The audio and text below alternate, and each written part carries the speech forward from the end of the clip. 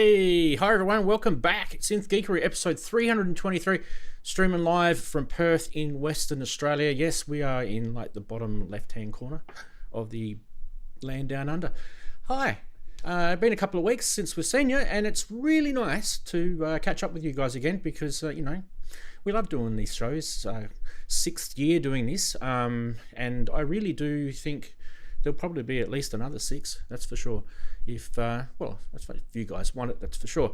Anyway, this week we have got some interesting stuff, and I did kind of brand the stuff, the thumbnail that we're going to be talking about, the OXI E16 controller, which I think is a pretty cool thing, and I think we should embrace this sort of stuff, this technology that comes out. So definitely we'll be checking that out. And on top of that, we've got a couple of other products that we want to show you. Some eurorack is kind of creeping back into the show, which all of my members and viewers that like watching the show, because we do a lot of eurorack, well, you'll be happy with that. But also at the same time, there's also some other stuff to keep the other people happy, including effects. So stick around for the new segment, because I think you'll find there's a bit of something for everyone. Synth Quiz this week, my gosh, you guys are either going to kill me or you're going to love me. It's changed a little bit. It doesn't mean it's going to change like this for every week, but we've changed it for this week, and I reckon you guys might find the change refreshing. Either that or you'll throw your synth at the screen in disgust. One of the two. Don't forget, we are a volunteer-based show. We like people to support us in any way they can. Financially is the best. If you can, join memberships, Patreons and things like that. Links, I'll chuck all the links up during the show. You guys will see it in the chat. Hello to everyone on Twitch and Trove and Kick and Facebook. But mainly we're on YouTube, so if you can get yourself across to that platform, that's where all the interactivity is. We have polls and things like that sort of come through there. So yeah, please support the show. We've got a couple of expenses that we have to pay for every week, and things like Zoom and things like that. So appreciate that if you guys can dig into your little pockets and pull some synth money out for us. That'd be good. Hello to the guys, the crew here. We've got Daren next to me. Andy's woken up early for a change, which is awesome. Ian's below, and Chris is down the bottom in the middle, and we've got the chatties in the bottom right hand corner, which means if you guys are interested, you can join us on Zoom.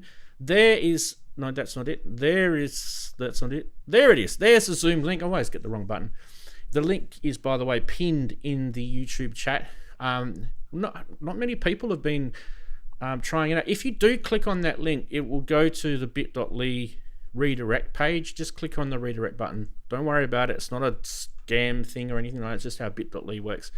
They're all doing it now. Yeah, they all have to do. I think it complies with some world standard or something. But it takes you to the Zoom thing, and then you can get your camera and your microphone connected up, and you know, you can be part of the show. And first in will get that bottom right hand corner, which I think is a cool place to be. Anyway, hi guys, how are we? Hello. Good day. We're good, thank you. We're all right. Just a bit roasted. Cold. We're cold. You can have some of our heat. Cold there, yeah. It's cold. They're cold. Yeah. Him and me are roasted. Yeah. Roasting. Storms, rain. Oh wow. Well, You know. hot. Jumping in the swimming pool in the backyard, all that sort of stuff happening here. It's low 40s Fahrenheit around here, so it's pretty cold. Yeah, cold for you too, Andy. Yeah, wow. You guys are all. I'm in like shorts and t-shirt. You wait till summer. Oh, well, tomorrow is going to be 40 degrees, which is way over 100. Yeah, we'll still be saying it's cold in the summer. Yeah, you're right, Daren. Actually, You guys will be whinging if it was like 25. Dear.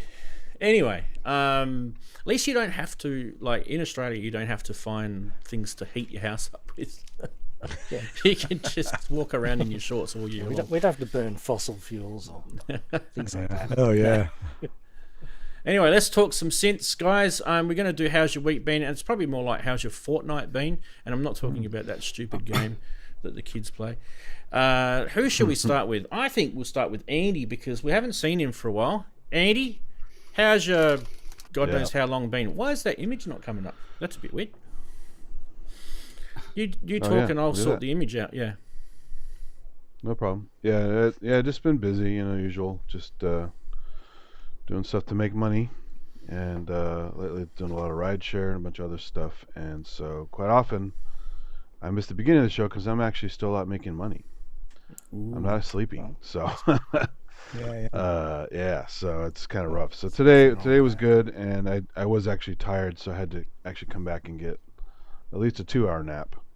So I'm still tired, but I feel better than if I just came straight from the road. So happy to be here. Happy to have you, mate. But yeah, sometimes when I'm on a roll, I can't interrupt it. I gotta keep that money going. But I did give a ride. Was it a week ago? Maybe 2 weeks ago. To Wang Chung of all things. The band was playing locally. Oh wow. And I gave him a ride in my car down the road in Menlo Park, right by Palo Alto. Got to talk to them a little bit about their music, and took a picture with them, and the whole fanboy kind of thing. Because I'm actually not a massive fan of their album work. Some of their songs are pretty good, but I love the To Live and Die in LA soundtrack. And they were playing that live. So I had seen them on the marquee driving by the place, and I thought, I've seen them live before at an 80s retro concert many years ago, and they were very good there. Jack Hughes is an amazing guitar player. I mean, he did a fill-in guitar for several of the bands that were fragmented that night. Like Bow Wow Wow had a backing track and just singing. When in Rome was just the two guys with the backing track. Berlin was pretty much a full band. Flock of Seagulls was a full band. But every other band that didn't have a full band, he was filling in as guitar player.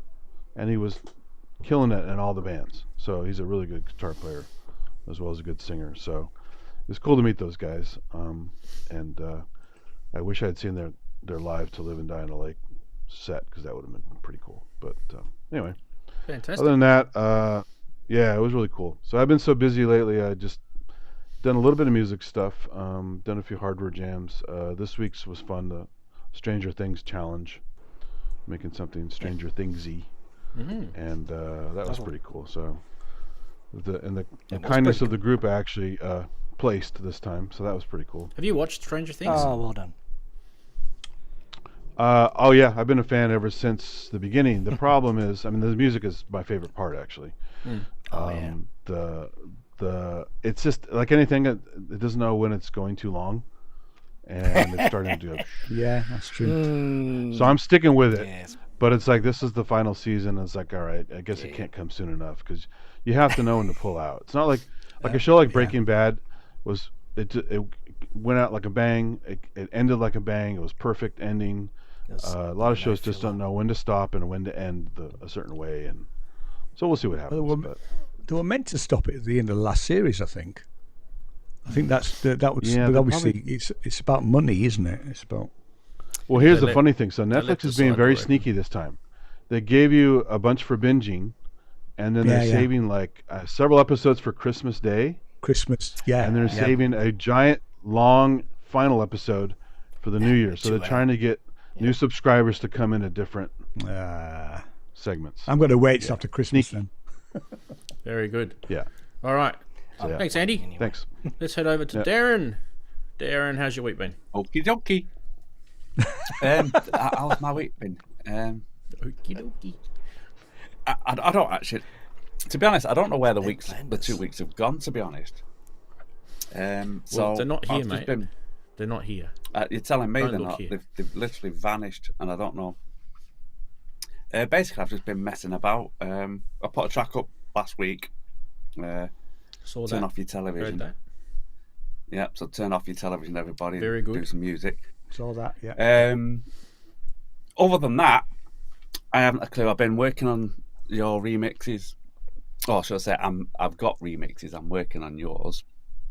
Working on the live set. My live case came, or what I'm going to turn into my live case, which is great, except for it's a bit bigger than I was expecting, and I've now got to work out where I can put it when I'm not using it, and how to create the equipment that's going to fit in the case, how to get it in how I want it. So that's come. And then it's Saturday again. Work this morning and back to store it there. Well, it's as tall as me now, so Oh, yeah, he may have to sit here at the side of me. I might put a face on it so we can just have it. Oh, I'm going to get a Put a shade Ray over Day it. blown up on it and stick it on it. That'll be it. That's cool. That is cool. oh, Now I've got to do that's that. an idea. Yeah. And then the it can one. just stand there like that. Yeah. So Make yeah, him wave so around that's like my you 2 know, weeks. this machine. Now I've got the Stranger Things Well, yeah. theme running through my head, thanks to Andy. That's good, Darren. Well done, matey. And go check out Darren's latest vid. It's pretty cool. Like he said, turn your TV off. Yeah. Absolutely. Yeah, it's good. My TV hasn't been on for a couple of years, so there you go. Let's head over to Chris. How are you, buddy? How's your week been? Good, thank you, mate. Yeah, it's been a pretty okay week and a half, I guess you could say. My PCBs for my next prototype of my next module is being manufactured right now. In China, of course. So that's I got that finished and sent off for fabrication this week, so I rewarded myself by doing a little bit of synth DIY. So I made that didn't work. How about that one? Ooh, or that one? Nope, that one. How about that one? Stand by, people. Oops. Stand by. There is somewhere there is a camera. Okay, it's going to have to be that camera. And I'm just going to have to actually talk about it and take my head off the screen. I can put myself down here. So I'm full bottle on OBS. I'm telling you, I'm a slick fella. Okay, so we've had a bit of a binge on DivKid stuff. So I'll just turn on the light a bit so you can actually see what I'm talking about. We have here, I built the DivKid mutes, the new version with the VCA based DivKid mutes. So that's there. I built that this week, and I built the DivSkip, which is the funky little trigger module, do it all sorts of weird wacky things, DivKid style stuff module, which is quite good fun and got lots of LEDs. I totally didn't buy it for the LEDs. What are you talking about? And I also made, here is a module from Thonk, which is their own brand of modules, and this is just a dual VCA. So that's sort of VCA based muting and VCA based What's his name? normal VCA. The Thonk guy. Yeah, the Thonk guy. It's he talks about he's obviously a Brian? genius because Brian? I don't remember, but he's got a lot of cool stuff coming out, and they're using some pretty cool. They're using RP2030s, I think 2040s, the Raspberry Pi ones. Yeah. They're using those for their latest modules, and they're pretty amazing, and still quite cheap. So that's cool. Anyway, they are all very easy to make, although probably a little bit tricky, but in some ways yes, in some ways no. Obviously, these two are very easy to make. They don't have really anything you have to do because it's all surface mount before you get it. So it's just a matter of assembling stuff. So pretty easy to knock those three out of the park for me in a couple of hours. So that's why there's three. As you can see, there's a bit of a theme developing there. Why is Chris mucking around with VCAs? Oh, and he seems to have had it plugged into his mixer. And what would he be thinking about? I don't know. You'll just have to figure it out for yourselves. So there's that. Ranzee's remix. The first remix is done, and I'm going to give it to Ranzee soon. So that's good. And last thing is Cyber Week. Yes, believe it or not, Cyber Week did sort of finish halfway through. It seems like it's a month this year, every year actually. Mm-hmm. It's all of them. Yeah, I talked about before.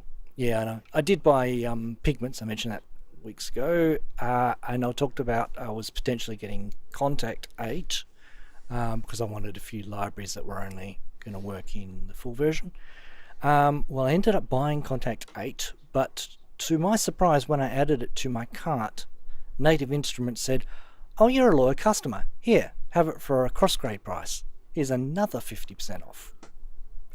So I got my Contact 8 for 110 AU dollars. That's $74 US or 55 of your British pounds, which I think is a bit of a steal.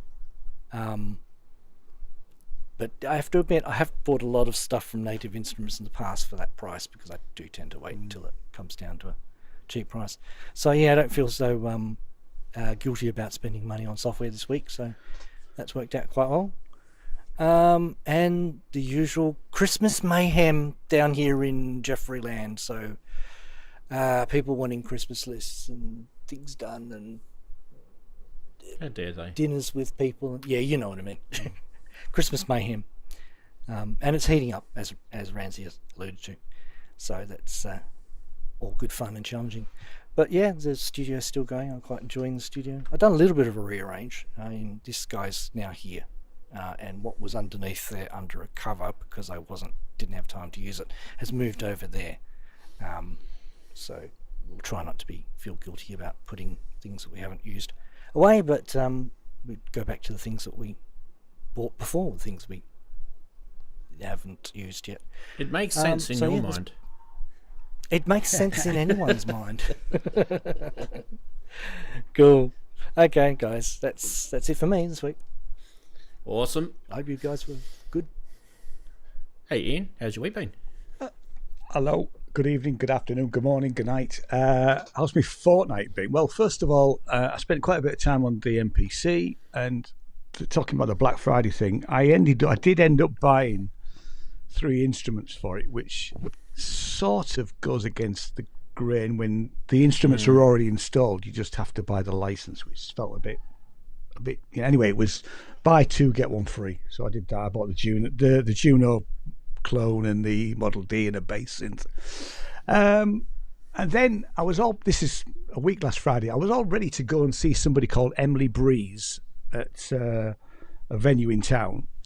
Left the studio, was about to walk into the kitchen to have my tea, slipped, because I'm wearing clogs like a pillock, slipped really badly, crashed into the door frame, and I sort of I lacerated my legs, and then we couldn't shut the door, so we had to get an emergency call out for a guy to come out, spend literally 30 seconds sorting out the door, because I couldn't find where the problem was, and cost 150 quid, which I could have spent Ouch. on synthesizers, just for 10 minutes. Well, it was only here 10 minutes. I mean, it literally took him 30 seconds. He saw something that I didn't see, but it was dark. I did get to go to the gig. Wallet. Managed to get. Sorry? Say again, Chris. Your wallet. What was That's that? what he saw. My wallet, yeah, He saw yeah. your wallet. I did get to go to the gig. I had to sit down though, because my legs were a bit, they were quite nasty. So that was the week last Friday. Then obviously I missed the show last week because there wasn't one. I started working on some tracks for Look Stranger. We've got our single will be coming out on the 14th of February. New song. We will launch a video probably next week or before Christmas, which is a cover of a Talk Talk song that we played live at the EMOM that we played. And then I went off to London for 3 days. Got back last night. So I was meant to go and see somebody called Billy No Mates, she's getting somewhere over here. Yeah. But it was a benefit for Palestinian medical charities at a place called the Moth Club in London, which is a really nice sort of community venue. They have lots of gigs on all the time, and I went with my 2 sons. We've never been before. Annoyingly, Billy No Mates had to pull out, so the main support became the headliner, who actually weren't that good. They were called Big Joni. They just weren't really it, There was an Irish artist called Meryl Streak, who I really like and seen a few times. He was on. It was a good night, but certainly the bands and the acts that were on were sort of slightly patchy. The Horrors were supposed to be doing a DJ set, but were ill. So anyway, it was a night out in London. I say I got back last night, and I'm here. Really, I think that's probably about it. Yay. Awesome. I'm liking I did take some technology with me. I took the OPZ obviously, because it's small and, messed around with that. But I am liking the MPC. I'm getting my head around it. There's a lot to get your head round. Absolutely. It's pretty deep. And I'm only touching the surface, really. So, but yeah. So, all good here.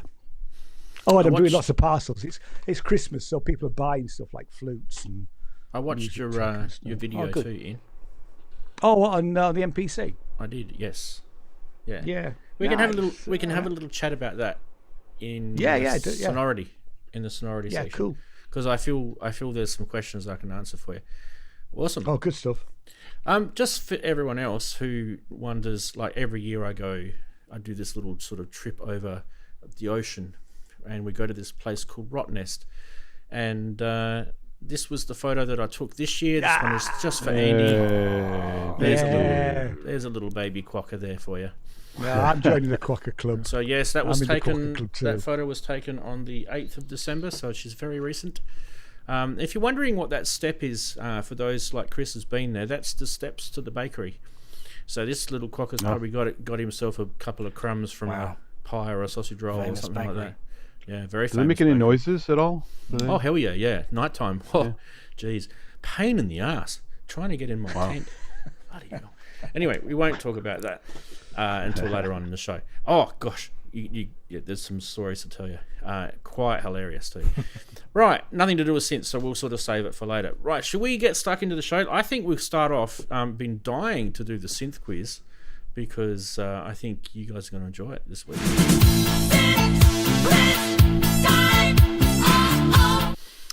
I'm probably in trouble.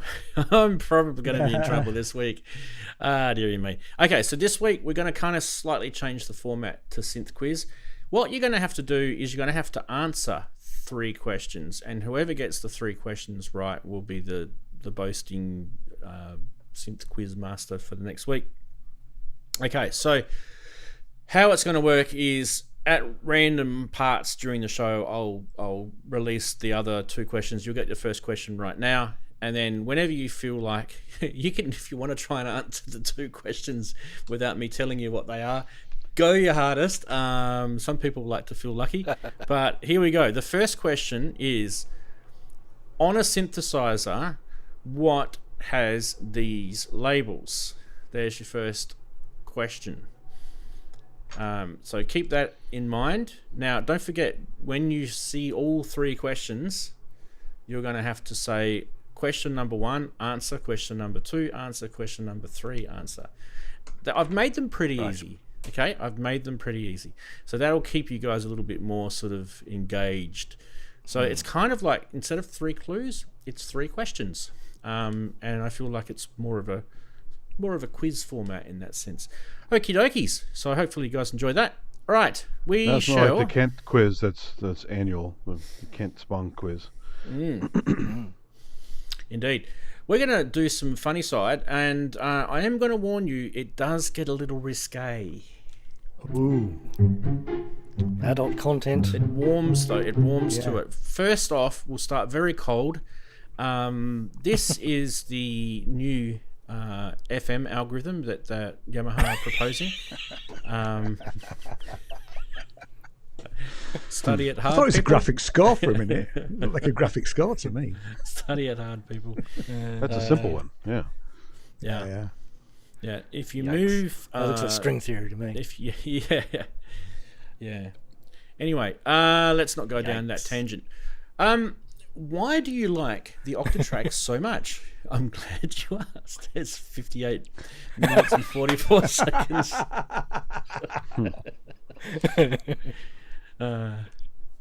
I love it. Anyway, I was probably the one that clicked love on that. Next is this is where it starts to get a bit risky, so hide your wives. Tie me up and do whatever you want. That's just cruel. Aww. She looks worried, doesn't she? Yes, indeed. Yeah. Indeed. All right. I know who. It's getting worse. My boyfriend texted me to say, this was for you, Daren, he was really into knobs. I didn't think it was a deal breaker, but then he said he meant synths.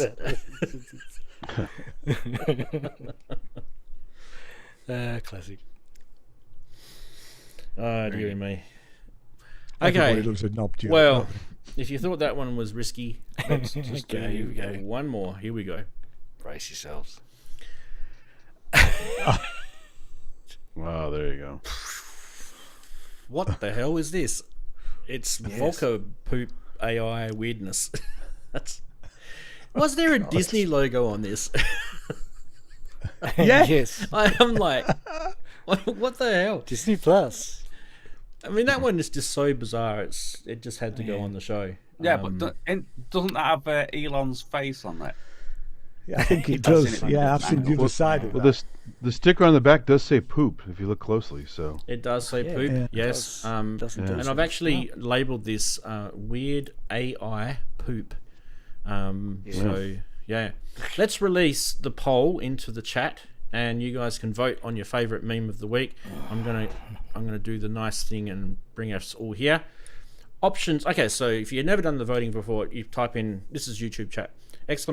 vote, all one word, and then a space, and then it starts at 0. 0 is for your FM algorithm, 1 is for Octatrack, 2 is for Tied Up, 3 is for Knobs for Daren, 4 is for the weird AI poop. So there's your voting. Follow what Wagoo does. You don't have to vote for what he does, but follow his methodology. No. I'm just trying to make my mind up really whether to go for the really weird one or the really weird one. Or if you guys sort of hang around in the higher numbers, I just know what sort of people you are. This is a social experiment. Yeah, of course it is. yeah, doing AI slop or AI poop. Yeah, so. Actually, it's probably more like people are watching. Yes. What is with these stupid YouTube names now? They've just completely bowls them up, haven't they? Anyway, Absolutely. But Nothing not I for can do about it. everybody. nothing I can do about it. I've had a look at. I read an article about it, and it's all their end. So yeah. Anyway, it's like if Well, there are times in nice. certain situations where you only get the avatar, you don't even get the name. You've noticed that before? Yeah. At least they're still giving you the channel name, you know, the actual. I do have a few Nerdy little. I have a few little chat options that I can do, but usually it's related around give chat to members only and stuff like that. So I don't really have any say in how those names are coming out. Anyway, we've only had 5, 6, 7, 8 people vote. Come on, 9 now. One more. I'll do it to 10. Jeez, what's going on? There's 50 people watching and there's only 10 people voting. What are you guys doing? You can easily vote on your phone, surely. Come on. There's a clear winner right now. There's a clear winner. All right. 2. 2, 4, 6, 8, 9. One more. No more. Come on, one more. One more. Come on. I'm going to hit the stop button. In 3, 2, 1. So bad luck, it stopped. All right. So the answers are Octatrack 1 with 4 votes. So the Octatrack 1 won. It was probably the funniest, to be fair. Just so you know, Chris voted for the Octatrack one. So if you don't like what happens when people vote in a It's his fault. democracy, you can just go punch them out down the street later on. I thought if you tied up, so what's Yeah, that I say thought about you me? would. I thought you would, Ian. I wonder which one kinky Daren mum. voted for. Hey, at Actually, least this section is did you- still a democracy. Darren, if did you you know what I mean. abstain in that? You completely abstained. I abstained. You did. I abstained because You I was getting abstained. dragged into it. On the basis that it might incriminate him. Why didn't you vote for Knobs? Yeah. Nobody Pleads voted the for fifth. Knobs. Aw, Anyway. nobody's brave enough. I All don't right. know. Like, Well, there's plenty of knobs in this section.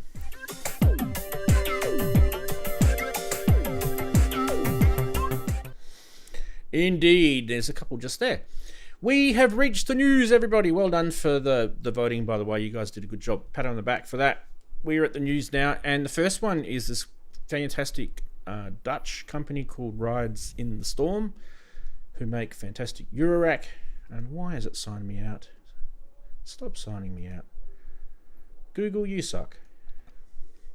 I agree. While I'm signing myself back in to Google. I've had that this week. It's signed me out for no reason. It mangled your name? Yeah, it just signed me out. Yeah. What did it do to your name? On my thing, on my title thing? No, not you, on the chat. Live chat. Oh, just in the chat. I've now got my original auto-generated name rather than my handle. Very annoying. Well, anyway. Okay, so let's get back to the show. I got distracted then for a second. I am going to go !news1 and hopefully post the link to the blog article. You guys can go check all these out later on. By the way, there is a show blog article that comes on the Ranzee.com website at around about 6 p.m. UTC time, which summarizes everything that we talk about in the show. However, this Rides the Storm article has probably been on my blog now for a while, to be fair. At least a week, Yeah, at least a week.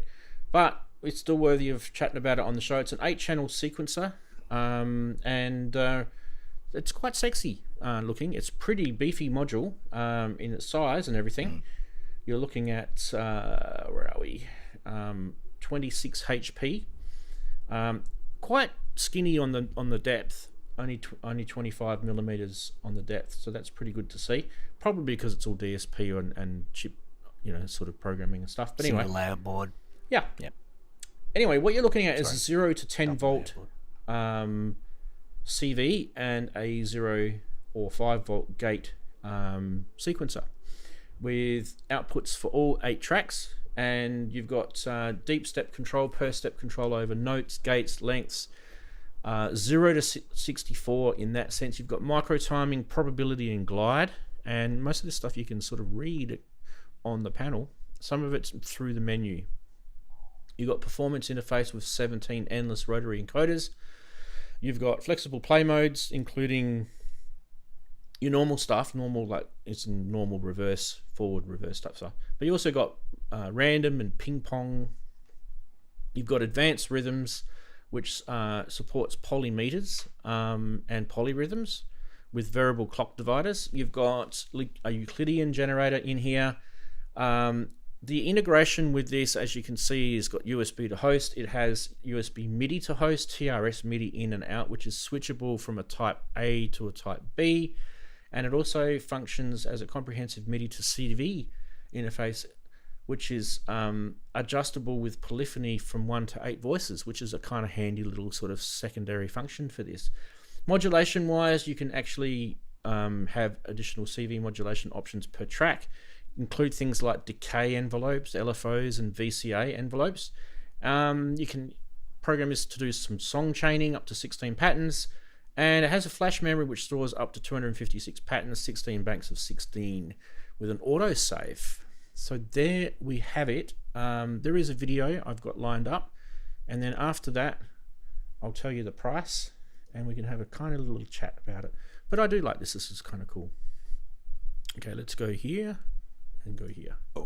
In this video I'm going to show you the 3 main menus of the QSQ.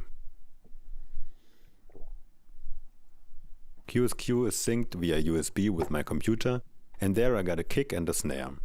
So let's start. What you're seeing now is the track window. There are 16 steps, and each one represents a 16th note. By pressing a knob, you activate them. And by turning the knob, you change the CV.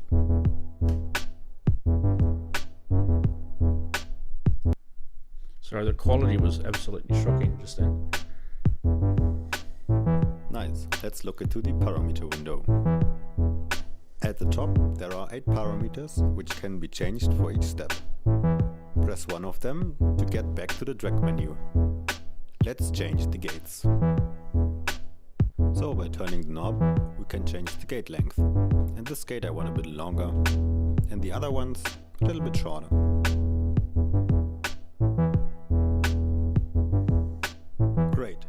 switch between parameters, you don't have to switch menus all the time. There's a shortcut. Hold the para button and push one of the knobs. I don't want to hear the last note so often, so I'll reduce its chance. Okay, cool. Let's get back to the parameter menu. The bottom 8 parameters are the same for all steps, like scale or swing. Speaking of which, let's swing. Ah, way better.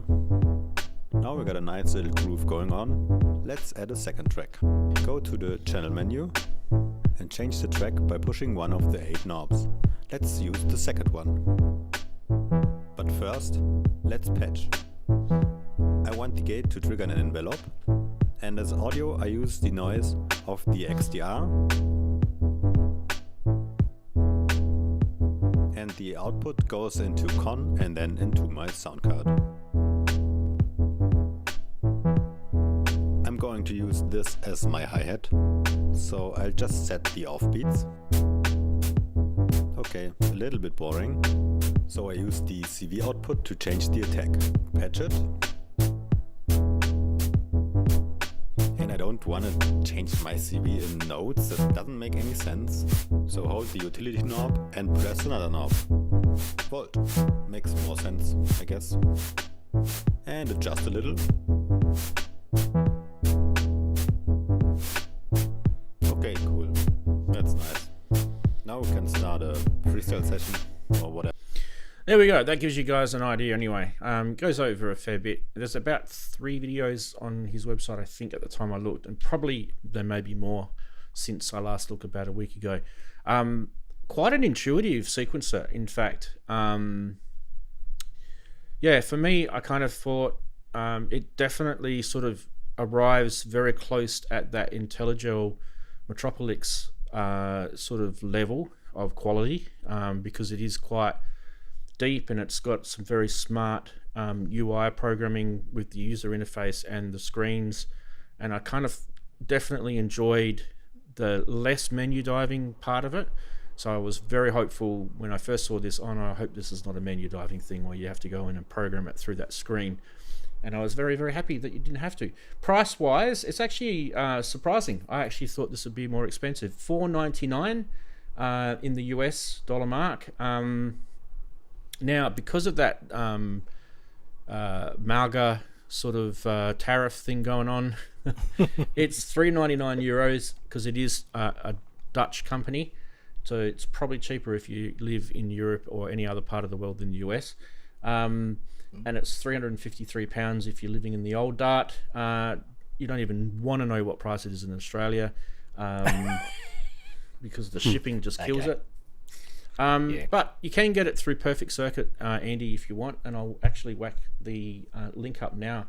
Now, if I do say so myself, I am whacking a link up that is a affiliate link. It does support me, but it doesn't cost you anything. So if you guys do want to buy these products and you want to be one way to support the channel is to buy something and we get a little kickback. By the way, it's only a few bucks that we get, so it's not like it's not massive. So there's the Perfect Circuit link in the chat, in the YouTube chat. Yeah, not even a coffee. Guys, thoughts? Yeah. Some people really want sequences in their eurorack. Some people kind of prefer an MPC. That's all I'm going to say, really. I think it's if you really want that kind of thing, I can kind of see how it's very nicely resolved, quite easy to use. It's definitely an alternative to something like the Metropolix. I think it's definitely bigger than the Metropolix, isn't it, physically, and the controls are a little bit more spaced out. And it's knobs versus sliders. Not everyone likes the sliders on the Metropolix, so yeah, and it's sort of updated, hasn't it? It's been quite updated. You know, they're stretching the power of what such a thing, what the technology we have now that can do stuff like this. But yeah, I do look at that kind of stuff and go, yeah, I still think I'd rather, have a standalone box that does that kind of level of sequencing in terms of, micro timing and all that kind of stuff. That to me doesn't feel like a Eurorack type best use case. But as I said, everyone's different. So for me, it's interesting and impressive, but not particularly desirable. Other people, your mileage may vary. But yeah, no. Awesome. Anyone As I else? said, it's quite a good price too. Especially I think it's a nice unit. I mean, sequencers are good for Eurorack if you're going to EMOMs, especially. You got to have it all portable, right? And it is immediate, and you can adjust it quite well. Maybe it's just me, but I would rather have an LED on each knob, so I know at a glance which ones are active, instead of always staring at a tiny screen. That'd be the only change I would make. And if you do go off as Andy says, that, and if you do go off onto a different, like I said, a different channel type of thing, you can still see where your sequence is going on if you've got the LEDs, like Andy said. And you stand back from your rig, you can still see, what's going on. Yeah, I mean, it's a little bit too black box like that. As I said, it's a black box in the corner, and unless you're right up against the screen, you actually don't know what it's doing looking at it. So it's not particularly, I know we're making music here, but it's visually it's not as interesting. Possibly. I mean, I'm looking at the variegate and voltage block that I've got here, which takes up probably twice as much HP as this does. And to be honest, this thing does everything that those Moleco modules do and more. And I'm thinking I could sell those two, probably get a decent price for them on the used market, and it would justify the expense of buying this. And I'd save a whole heap of HP. So there's some food for thought with that. But then again, also don't forget this is an 8-channel sequencer, and if I was looking at comparing it to say the Metropolix, isn't the Metropolix only like 3 channels? Yeah, it's not as many. Technically as I said, 2. It's technically 2. Really. It's clearly newer technology. Yeah. So and technology has come down in price, so it sort of supersedes all that. Yeah. So I get where you're coming from. Yeah. The closest thing I have to this is the Make Noise Ranzee. It's a little bit wider because it also has touch plates as well as the knobs, but it's a nice unit for sure. Yeah. What I like about it is I think it's thoughtful. So some people do Eurorack sequences and they're a little bit like a madman's dream, especially if they come from the engineer world and they don't really have the pure music sort of background. I think this guy's been a bit more thoughtful. He's done his research and he's put the things that are important to sequences in the forefront, and the lesser important things he's given them to you, but you might have to macro, with a shift press or something like that, get to them. And I feel that's the thoughtfulness that I was talking about. I agree, I definitely think there should be some LEDs, but the screen probably makes up for it with the animation. So I'm not sure. That might have been the trade-off, and the voltage use of that might have been an issue as well. They could be little dim LEDs. They can minimize their power, but. Isn't the USB-B socket a bit old school? Yeah, there seems to be a retro love for that USB-B in the music world. I love it because it's sturdy. I know. They're great and sturdy. Yeah. I've got it on lots of things. Yeah. Yeah, it's not so much. Can't beat it. It's not so much old school. It's more just that they are just very sturdy. It's like a good design. I mean, people will argue that USB-C's the best one because it doesn't matter which way around you plug the cable, it still works. True. But USB-B, it plugs in. You actually plug it in, you feel it plug in, it's in. It doesn't want to wobble. Yeah, it's sturdy, isn't it? Yeah. I don't think you're going to get any It's nice to have that too, so if you don't want to dial in every little note, you have the keyboard. Just punch it in, which is great. I mean, even the Behringer Brains, like, they even put a USB-B connection on that thing as well. So even Behringer listened to that sort of stuff. So yeah, cool. Yeah, I'd rather them take up a bit of space and put a B in rather than a C. I know, you can get a lot of transfer with C, but if you're only doing small transfer, you don't have to be doing anything big. Then why not?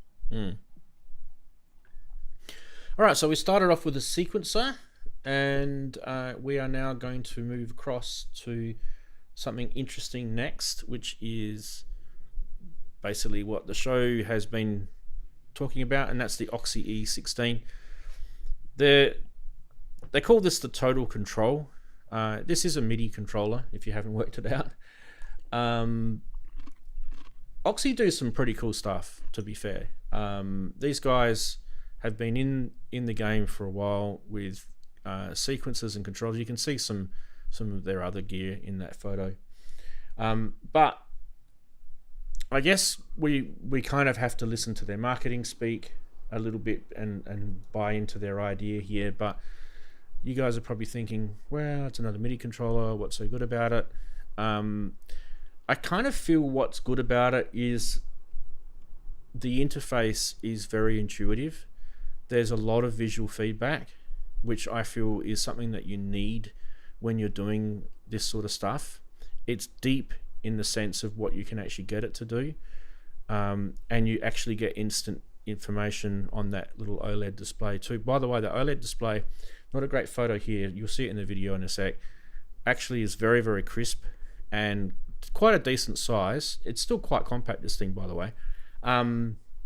So let's talk a few things before we show the video, but it's basically a higher resolution rotary MIDI controller, which is it's in a nice sturdy aluminium unibody chassis, which I think is important. So it's not plastic, it's very sturdy. It has 16 endless encoders, and you can see obviously with those endless encoders a nice beautiful ring LED around. Chris likes this sort of stuff because he's been playing with it lately with his own stuff. And the colors are RGB as well, so you can program them to do different things.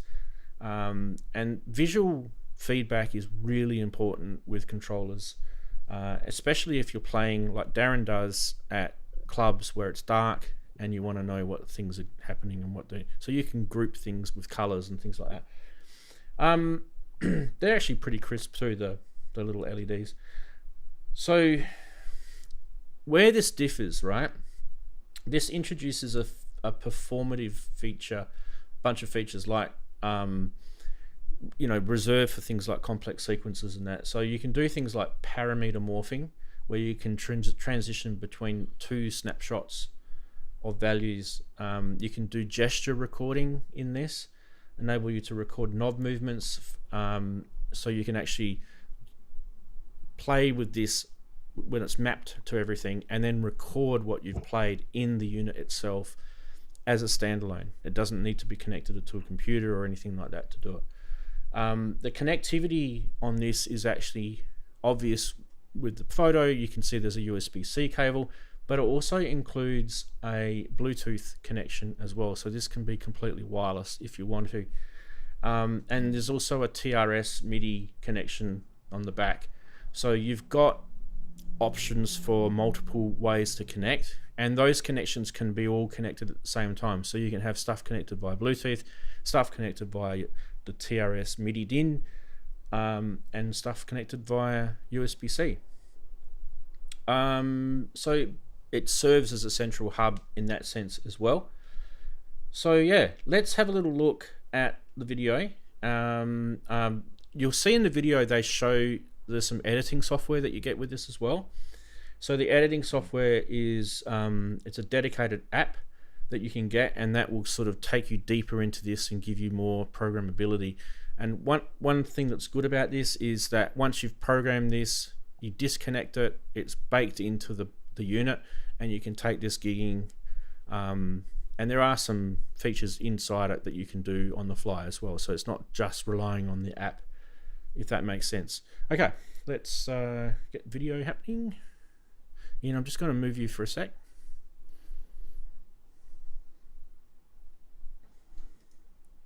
Introducing the OXI E16, a creative MIDI-controlled powerhouse built for precision, intuition, and performance. We designed the E16 with extreme care. 16 metal endless encoders with LED rings, all housed in a robust aluminum unibody. A bright, crisp screen that always tell you exactly what's happening, essential when working with complex mappings. And a workflow intentionally kept minimal. Every function is accessible with just a single shift button. So, what is the E16? The E16 is a multi-scene MIDI controller that lets you command all your MIDI-equipped instruments from one convenient place. Map your favorite parameters and perform and tweak without diving into menus. But we didn't stop at just another controller. We added features like snapshots, grouping, and asynchronous recording, all created to expand musical expression both live and in the studio. You'll find a deep guide written by SynthDog in the manual, but today we'll focus on the main features and some practical use cases. Let's have a look at this. This is worth it. On top, you'll find the shift button, used to turn E16 on and off. On the front, 16 high-quality endless encoders with configurable LED colors, each with 2 mapping destinations plus a press action. On the back, USB, 2 MIDI outs and 1 MIDI in. When you power it up, you land on the main page. Here, you select 7 of the 16 available scenes. You can see scene 1 to 7 as your favorite ones, with easier access. To access scene 8 to 16, simply press Shift and turn any of the first 7 encoders, then scroll to the one you want.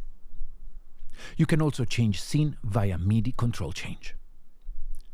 Now I will activate the autosave function on system to be sure I won't lose my progress. Let's load scene 1. What is a scene? A scene contains 12 pages, each with 16 controls. That's 192 mappable controls per scene. You can map directly on the E16 or use the OXI app for a faster workflow.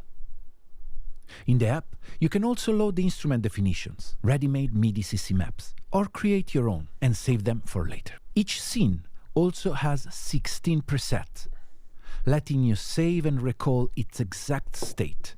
Create your synths in a more practical way. Just want to show you the app. OXI app Here we go. will automatically recognize E16 once connected. First, check if your firmware is up to date. Then, you can move between synths and instrument page. In instrument, you can load on the machine the definitions you have downloaded or created. In the synths tab, you can build all of your synths with ease. Save them on your computer and then import them in your E16. So I kind of feel like there's just a real sort of quick overview of what you sort of we talked about with this, but I feel like the ingenuity behind this is how quickly you can go from, you've got 16 controllers, but you've got those amount of scenes that you can go through. So for someone like Daren, who does the live performances, it's quick to get to different sort of pages, very, very quick. And it's very sort of a simple interface, I feel, very simple. The screen you're using kind of in 2 different ways. You're using it as a performer to see what's happening, so it's feedback information to see that things are working properly, which I think is important. And then you're going to be using it to set this thing up. So there's kind of the 2 uses for the screen. So guys, what do you guys think of the E16? How much is it? Ooh, that's the question, isn't it? It's only I think it's great, but how it's much only is it? $4.99 US. Hmm? Yep. So UK $3.99 and €4.59 is what I'm seeing. Yeah. So Now we're getting a bit of a flood of these style MIDI controllers now, because it started with the drop was sort of the one that was the big one that was out. And then, well, in fact, actually, one of the original ones was the DJ MIDI Fighter Twist, which I use. So this is very much like the DJ MIDI Fighter Twist, the same sort of button configuration. You can press it for the, but it's gone that step further where you can save scenes, you know, adjust all your knobs and switch between preset scenes, whereas you can't with the MIDI Fighter. But there's also another one looks exactly the same without the screen, which is quite interesting as well, and it's called a Time Pod, and it looks identical to this apart from the screen, and that has buttons on it, and the rings round it are all silhouetted, so instead of having like little LEDs, it's a full LED ring all the way around. The Time Pod, which does exactly the same as this, without the screen. So yeah, there's getting quite a good, I mean, I like this. I like the Time Pod as well. It'd be hard to choose between them. I think the Time Pod probably be quicker and simpler because you just got in the buttons rather than having to look at your screen. But on the other hand, this can do a little bit more that the Time Pod can't, but not much. At first, actually, when I first seen this, I thought, oh, I wonder whether the Time Pod was the start off before they did this. But it's as far as I know, it's a different company because I think it's called Modern MIDI Time Pod, and that might be on a Kickstarter. Right. So yeah, I like it, and it's good for what I do live stuff. This is the sort of things I like. Everything gets controlled by a MIDI with me, so I have tons of MIDI going everywhere. So yeah, I do like it. I think the Time Pod's a bit cheaper though. Yeah, usually these things I thought it was down. I thought it was a bit like a replacement for the Behringer BRC 2000. Which they discontinued a long time ago. Everybody was still raving about the fact that they still wanted it. I had the other one with the sliders. I didn't have the one with just all the knobs. But this is so much more. Really, this has got so much more going on. Yeah, you know. Yeah. I think it's great. I mean, I actually don't think I would need it, to be fair. But I think the price is good. You know, what it does is great, really, and the visual feedback looks fantastic. Yeah, it looks nice. Yeah, it's like a mini drop with missing a few things. Yeah, this is right up my alley. I love all these weird alternative MIDI controllers. But the cool thing about this is it has Bluetooth, so it's perfect companion for iPad synth apps. So now you have some tactile stuff to go with your on-screen apps. So it's portable. The only thing is it's obviously powered by USB, right? There's no battery. I didn't hear anything about a battery. Well, it's USB-C powered. Yeah. So as long as it doesn't draw too much power on the iPad, it should plug right in and work fine. Yeah. Sometimes things draw too much, and the iPad goes, I'm not using it. So it might need a power bank with it, a little tiny power bank, but otherwise it's very portable. So super cool. Yeah, I don't know if the Time Pod has a battery actually.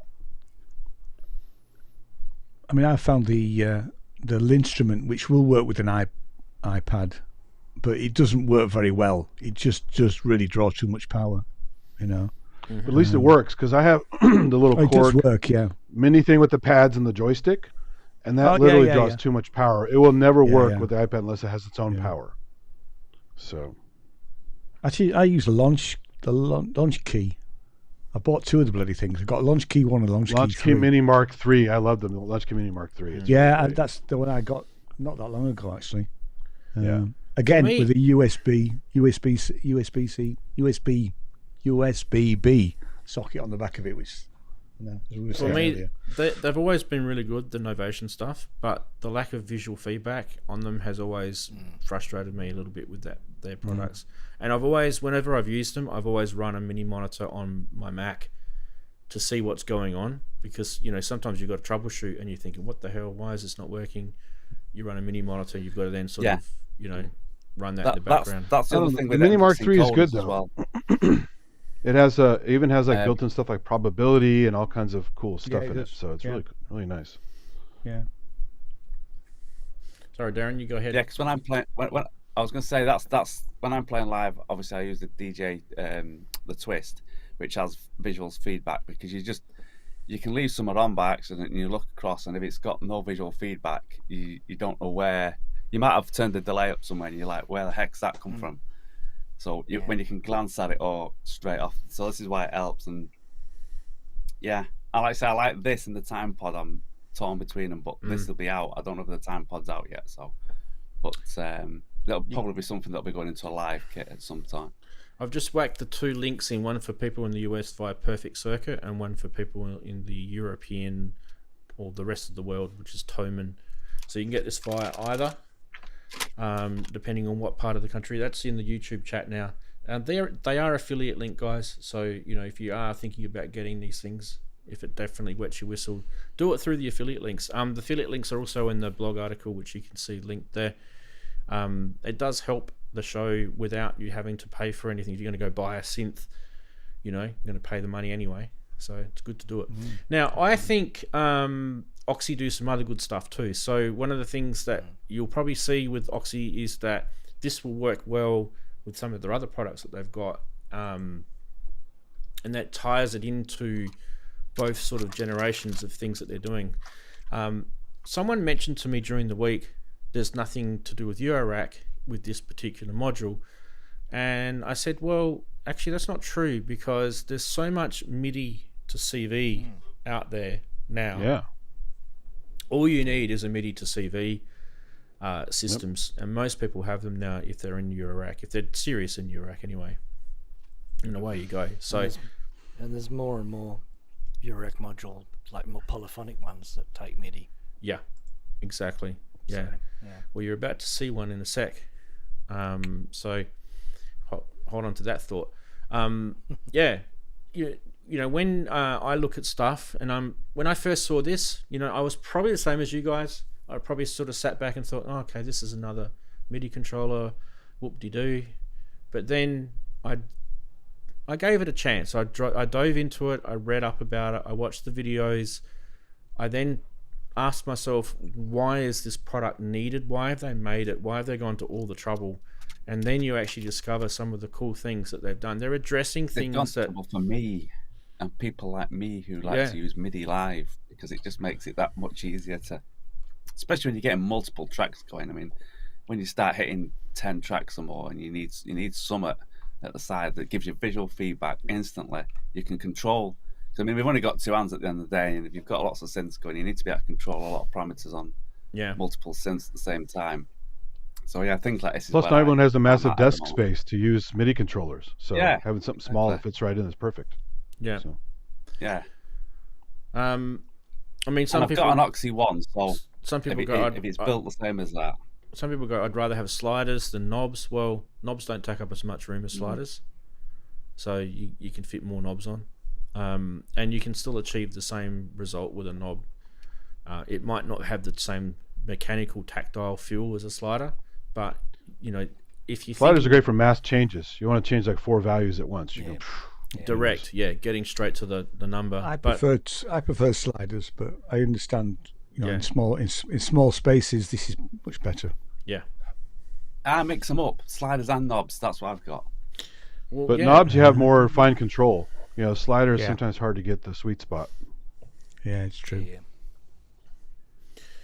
All right. Well, that's the OXI E16, guys. I kind of feel like they're going to do well. It's not an expensive product, and I feel like there's a lot of people that will be definitely checking this out. It does compete. Like you guys said, it does have a very competitive market, and there's definitely some competing products. But you probably need to ask yourself, truly, are those competing products without too much pain, like, you know, some of the menu diving or connectivity issues to configure some of those other products? How much pain is it to achieve the same result? I feel like these guys have ticked a lot of painless ways of getting where you need to get to. Have a look more, if you can, jump into their website and have a look more at the app side of stuff. There's that instrument connectivity thing. I briefly showed it in the video, where you can drag and drop instruments into this and it already automatically maps and stuff like that. Those sort of things are really cool. I love that sort of stuff. They're only ever as good as the company that's putting them out. I understand that.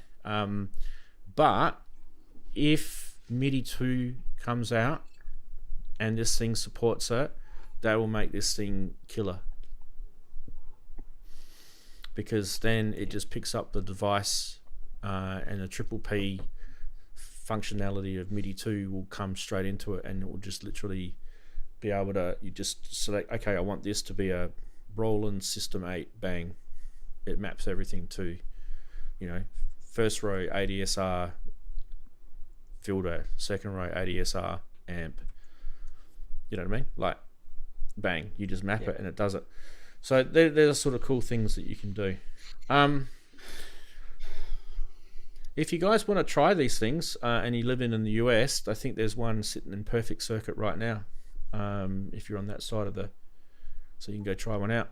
But if you're in the other parts of the world, I think, you know, Thomann will probably have one sitting in there. I think their main headquarters is in Germany, isn't it? Somewhere in Germany. I've never been there, so Yes, yeah, it is. I don't remember seeing OXI at NAMM, but hopefully they'll be there this time, in upcoming January. So. Well, they're at Super Booth, weren't they? If I remember rightly, because they had that other product that they launched earlier. So, yeah. Anyway, we've given them a nice little plug. Well done, OXI. They've done a good job. They're making some good stuff. A thumbs up. Yeah, absolutely. Send one to Ranzee for him to try. Well, you know, Ian. Oh, me? I'll definitely be trying it live. You might be half joking when you're saying that, but that little box there, Not really. with your MPC 3 would be a lovely little marriage. A lovely little. It would marriage. actually. It would. Yeah. But we won't get into that. Okay, let's keep going. Next product we are going to look at is, I'm just going to pop you off for a sec, Ian. Sure. Is the polyphonic Eurorack oscillator by TipTop Audio, called the Triax 8 or Triax 8. What did it eat? It ate the Triax. No, let's not do jokes.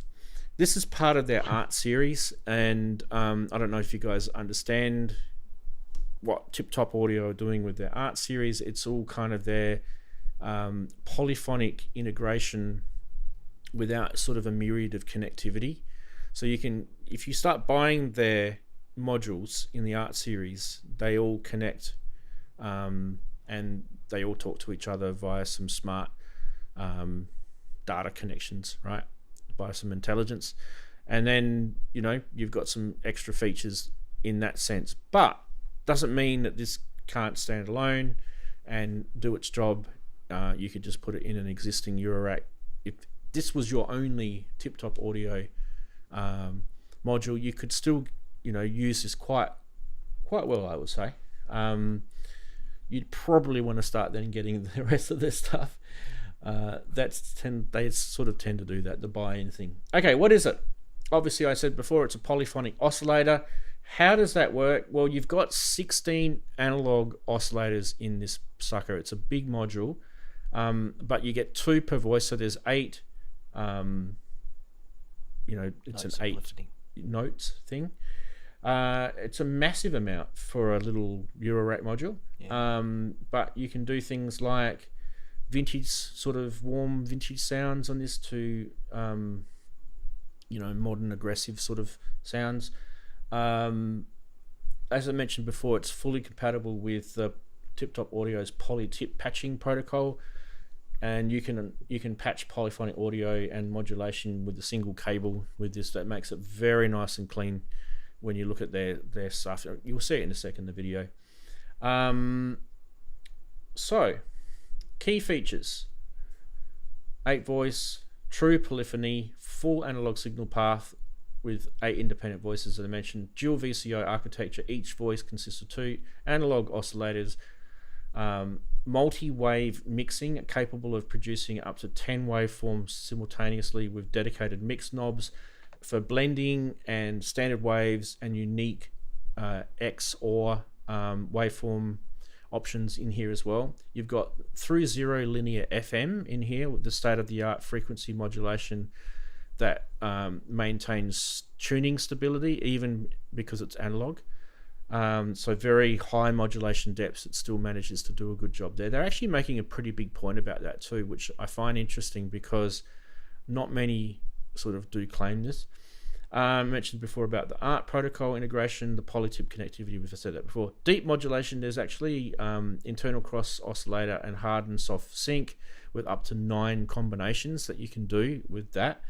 There's pretty decent I/O, as you can see down the bottom, especially with a lot of the 3.5mm outputs for all 8 voices and gates, plus a main mix and instant drone or unison type sounds for that. And you've got built-in voice manager, which handles the notes and allocations to dynamics, that sort of note round robin type situation there. Sub-oscillators also in this. So VCO1 includes a sub-oscillator for an added low end, which I thought was kind of nice. I'll tell you the price after the video. You may need to sit down for the price.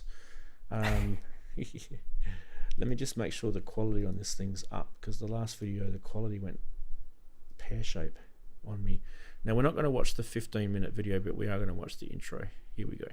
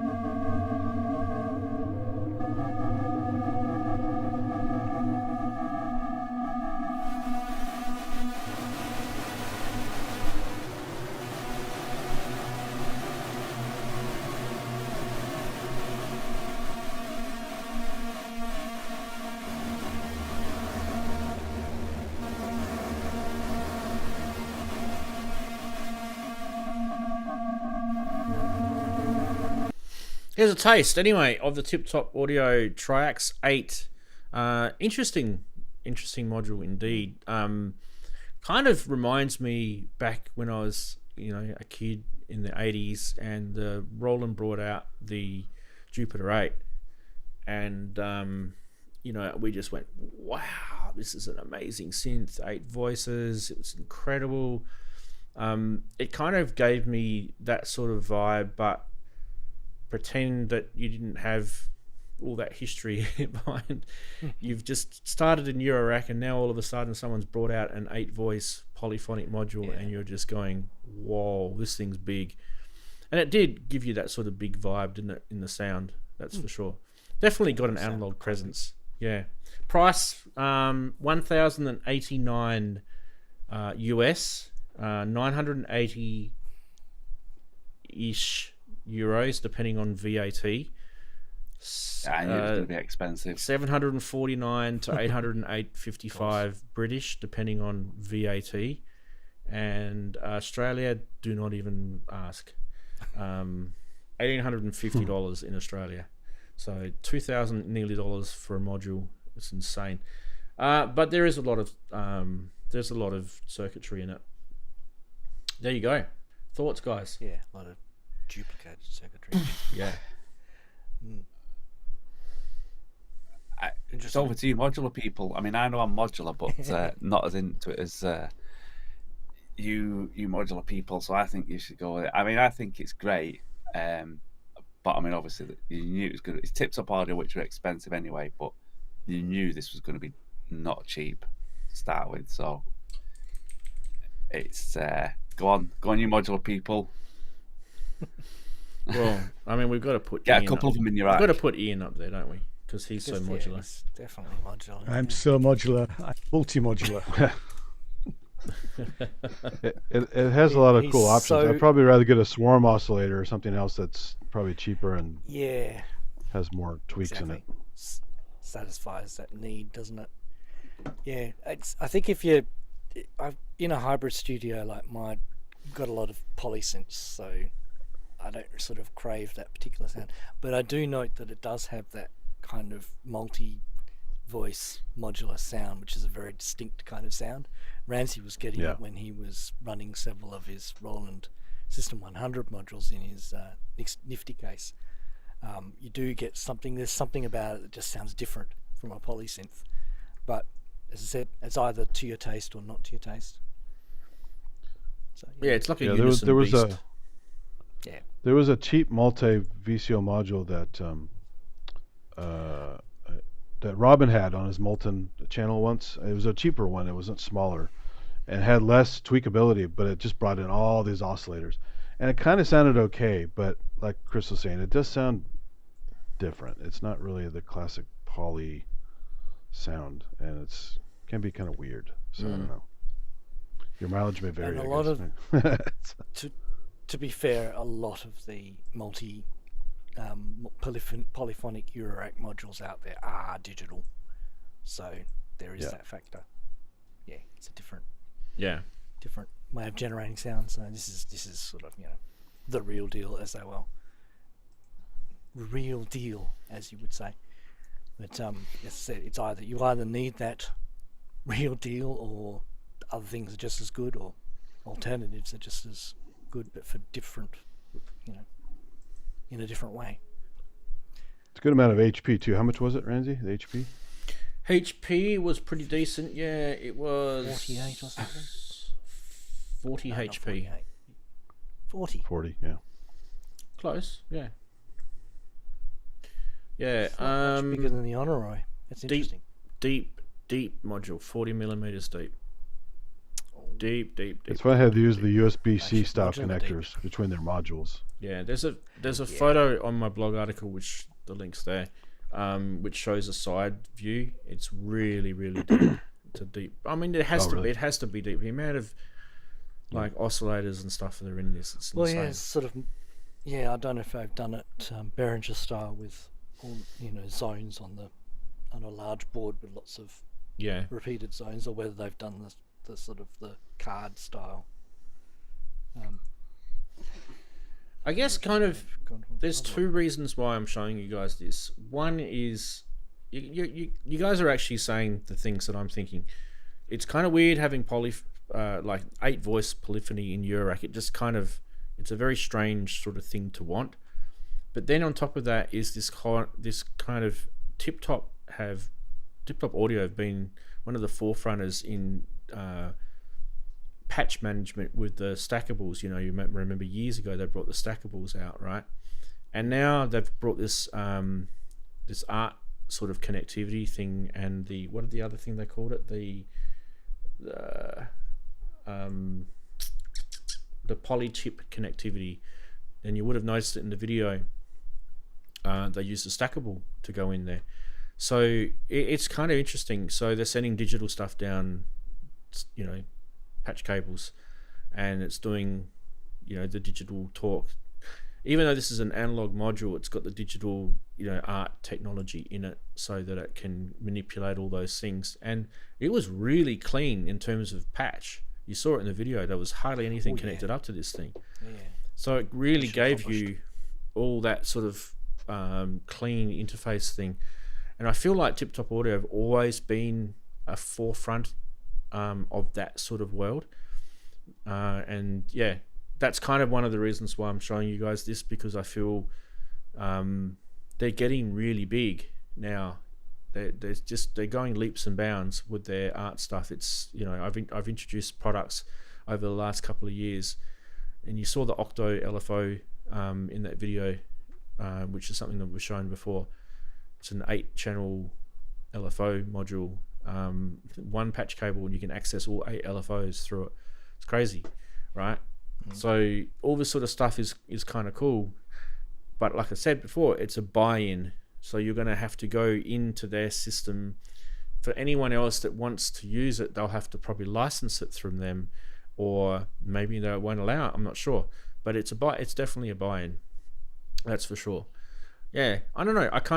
I'm with you guys. I don't know if I need an 8-voice VCO in my Eurorack. Like you guys all said, we've all got desktop synths or module synths or full-blown keyboard synths that have got that sort of polyphony in them, whether it be analog or digital, it doesn't really matter. It just kind of it feels weird in the Eurorack land. But having said that, we always get schooled on these thoughts in the future, don't we? So, you know, these companies, they invent these things, and then someone does something really cool with it, and all of a sudden now everyone wants it. So it's just one of those things. Just watch this space, because you reckon it's on the edge of discovery? You know, could be on the edge of a breakthrough. Yeah. Or I think the only initially off-putting thing about it was the jacks have that high plastic ring on it, kind of like the distines, and I'm actually thinking of how difficult is it to push it in and get that positive feel. You know what I mean? I don't know. I've never felt one. So those distine jacks are a pain in the butt. I don't like those distine jacks. I have no problem with them at all. The cables, using them for years. Yeah. No, they work and they connect, but they just don't have that nice feel like a proper jack has. They have that. I know what you mean. It's a different style of connector, the way it's mechanically. I know they need it because the colored rings to light up, but it's. I know exactly what you mean. Don't forget too, TipTop Audio, if you're wondering, they started introducing Buchla to Eurorack too. So they've kind of got, they've got their older stuff that they did, which was all the FX modules and stuff. They've got this art stuff, and they've got the Buchla stuff. So they're pretty busy, this company. Pretty busy indeed. They're an early player too. I have one of their older modules for oscillation, and been around for a while. They make good stuff. Yep. I feel they probably still sit in the innovators corner for me. This as a company, I feel like every year they're innovating. Yeah. So yeah, I mean, it's good to sit back and watch them bring things out. That's for sure. Okay. It's even smart to have those little cards for the effects units, so you had to collect them all, collect all the little cards. Oh yeah. Indeed. All right, what we're going to do is we're going to show something that someone in the Discord server was dying for us to show on the show, and we never really show this stuff on the show much, and that is some software. This time it's the Absynth. Now, this is the alien synth, really, isn't it? This is what they called it, right? Mm-hmm. I remember this being discontinued, and I don't remember they ever gave a reason why. I just think maybe they just discontinued it because that was it. They thought that they've done enough. But as you guys know, they've brought a new one out, the Absynth 6. Here it is. Now, you guys will probably be all over this. You've probably watched a few of the shows during the week. They've shown this. We don't really need to go into massive amounts of information about it. One thing I will talk about straight away is the price. I'm glad you said that, because that's exactly my thoughts. Exactly. Go on.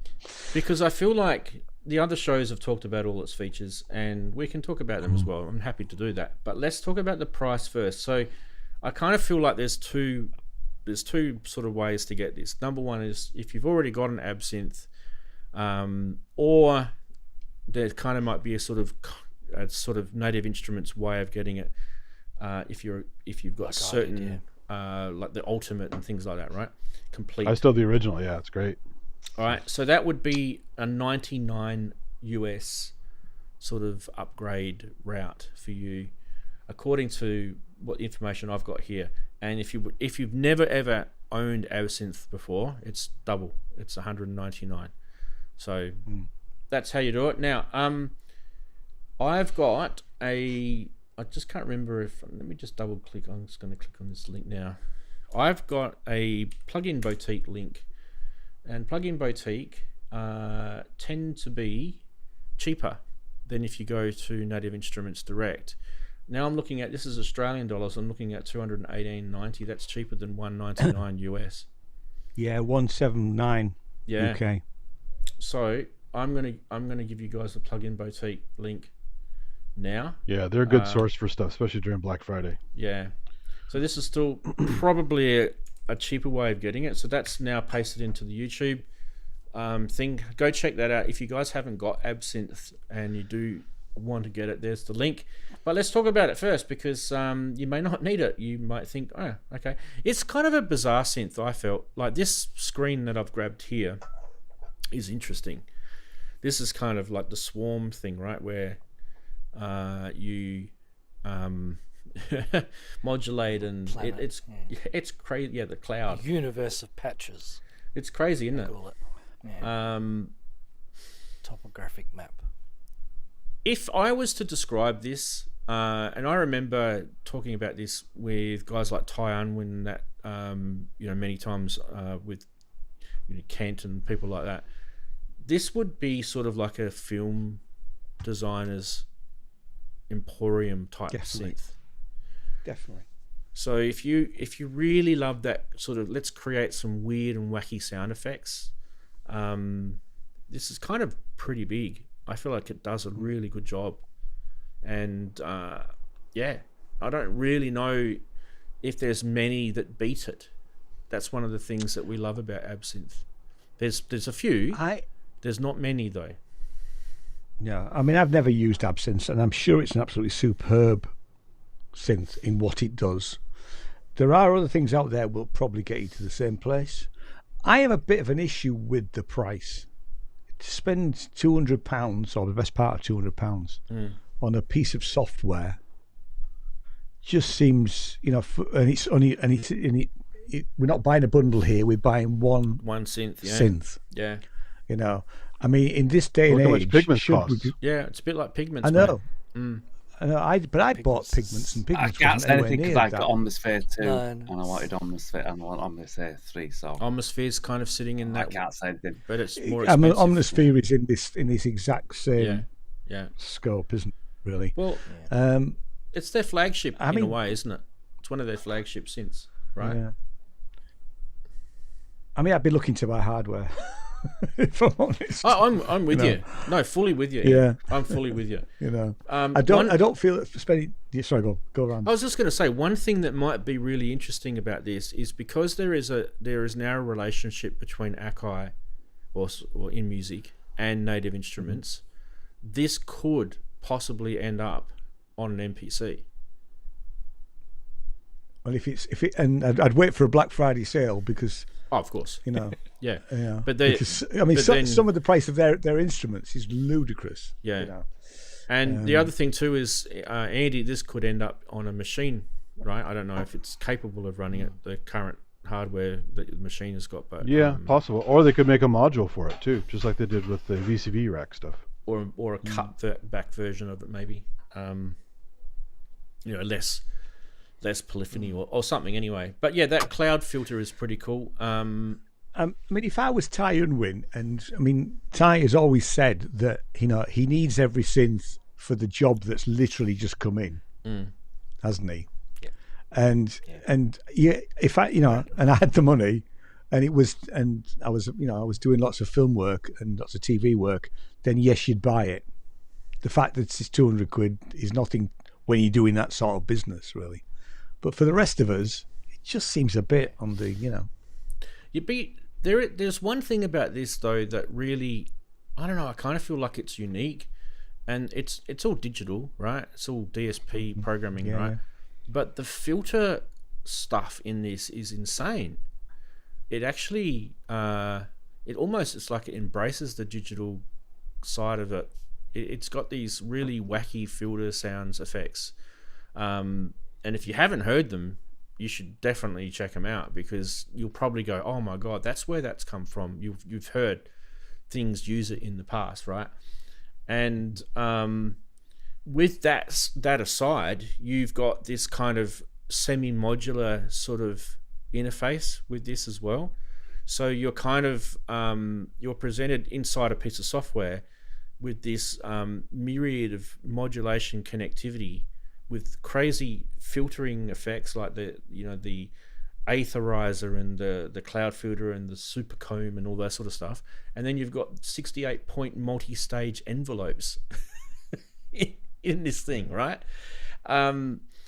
It's what type of synth is it, is people are saying. It's, if you don't know, it's actually a hybrid synth. It's got FM, it's got granular, it's got wavetable, it's also got a subtractive synth in here as well. So it's got a bit of everything. But not only that, then you can actually layer them all through the channels, because there's 3 channels, which is like a semi-modular routing system as well. So it's really, really deep.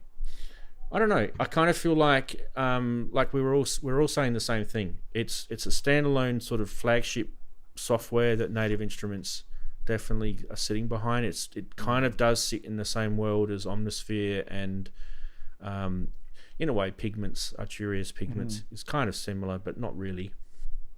Yeah, I haven't had a chance to use it yet, but based on what I've heard about the changes since the older version, it makes sense they yanked it for a while to redevelop it and re-release it, because they changed a lot.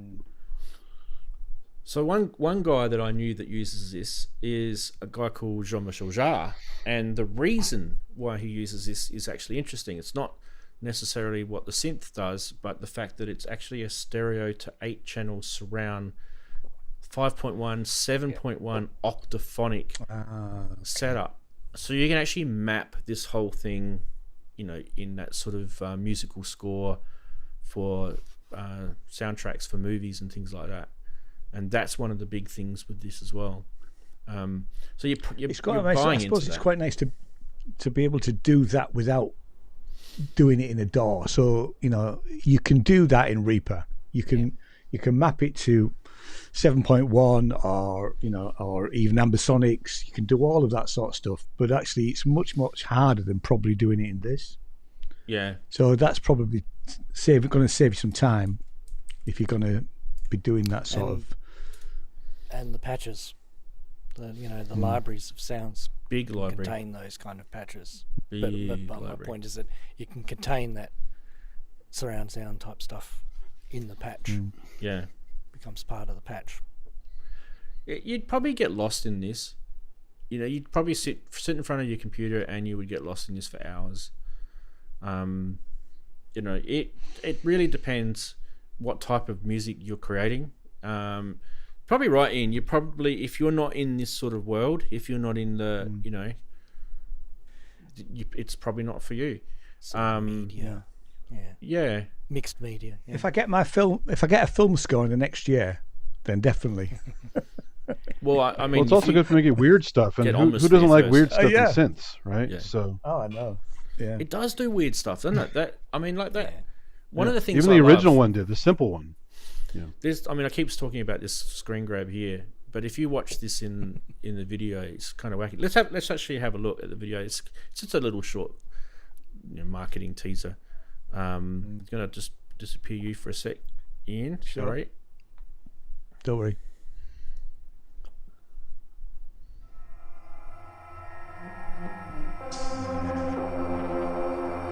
Some synths give you what you expect. Predictable. Ordinary. But some are designed differently.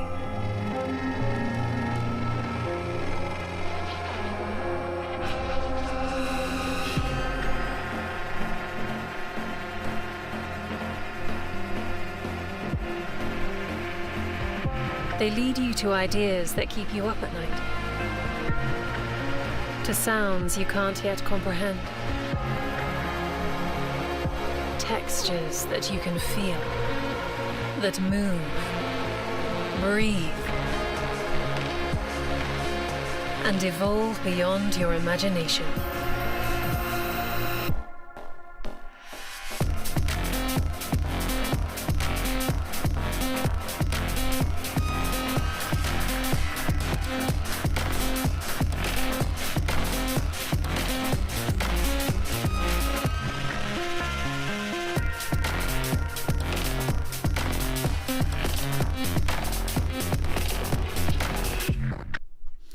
Good little video. Anybody else getting it? Yeah. Getting a Embrace the weird. sorry, yeah. I was just going to say, anybody else get a Stranger Things vibe? A little bit, yeah. Sure. Yeah, Well, it's like yeah. Stranger Things That meets might Nine be. Inch Nails. Yeah.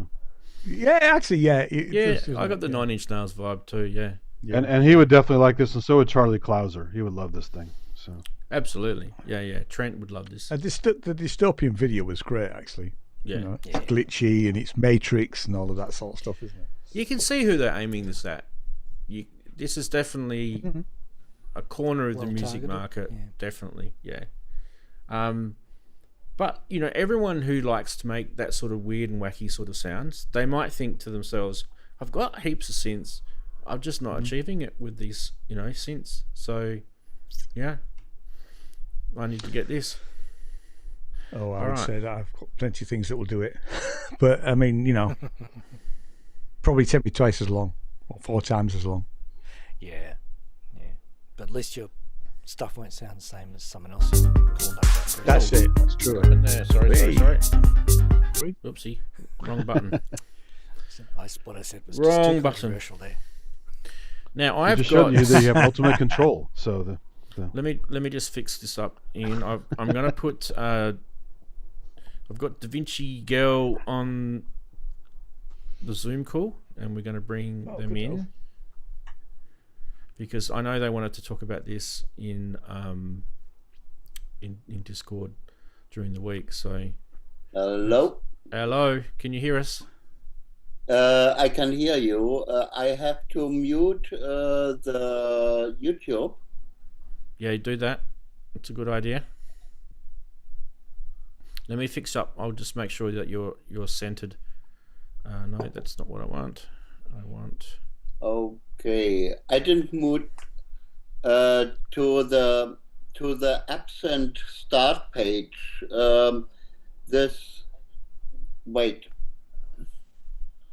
Wait. We're waiting.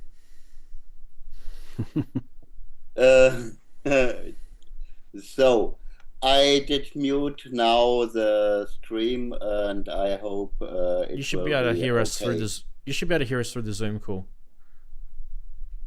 I hear you in the Zoom call, Cool. but there you I go. did mute now because of the echo. I did mute the YouTube. Yeah, so you Is this- mute the YouTube because then you'll get it with a 6-second delay. So just do the Okay. Zoom call. Yeah. Because it's confusing me always. Fair enough.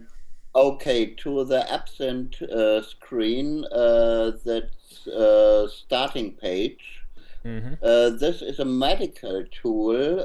This is provided by Professor Rick van Hamelen in Amsterdam. The problem was to find in the internet. It's an idea. Professor van Hamelen, I did work 30 years ago on such tools together with Tim Berners-Lee, who for the Internet 3. Mm-hmm. And we have there is something to recognize. If you have a bunch, we have more than 18 gigabytes just of sounds, and you 2-3 years you never know where to get and what sound is what. So this is in general AI, but this means not the sense how they use it today. AI is an expert system, and the programming is semantic web in general for this starting screen of Absynth. It works the following way, that the idea is there is a bunch of knowledge all around, and you have maybe just 1% in your brain. But to sort out the knowledge, the semantics helps you. It makes interconnections. And this was designed from Absynth 2.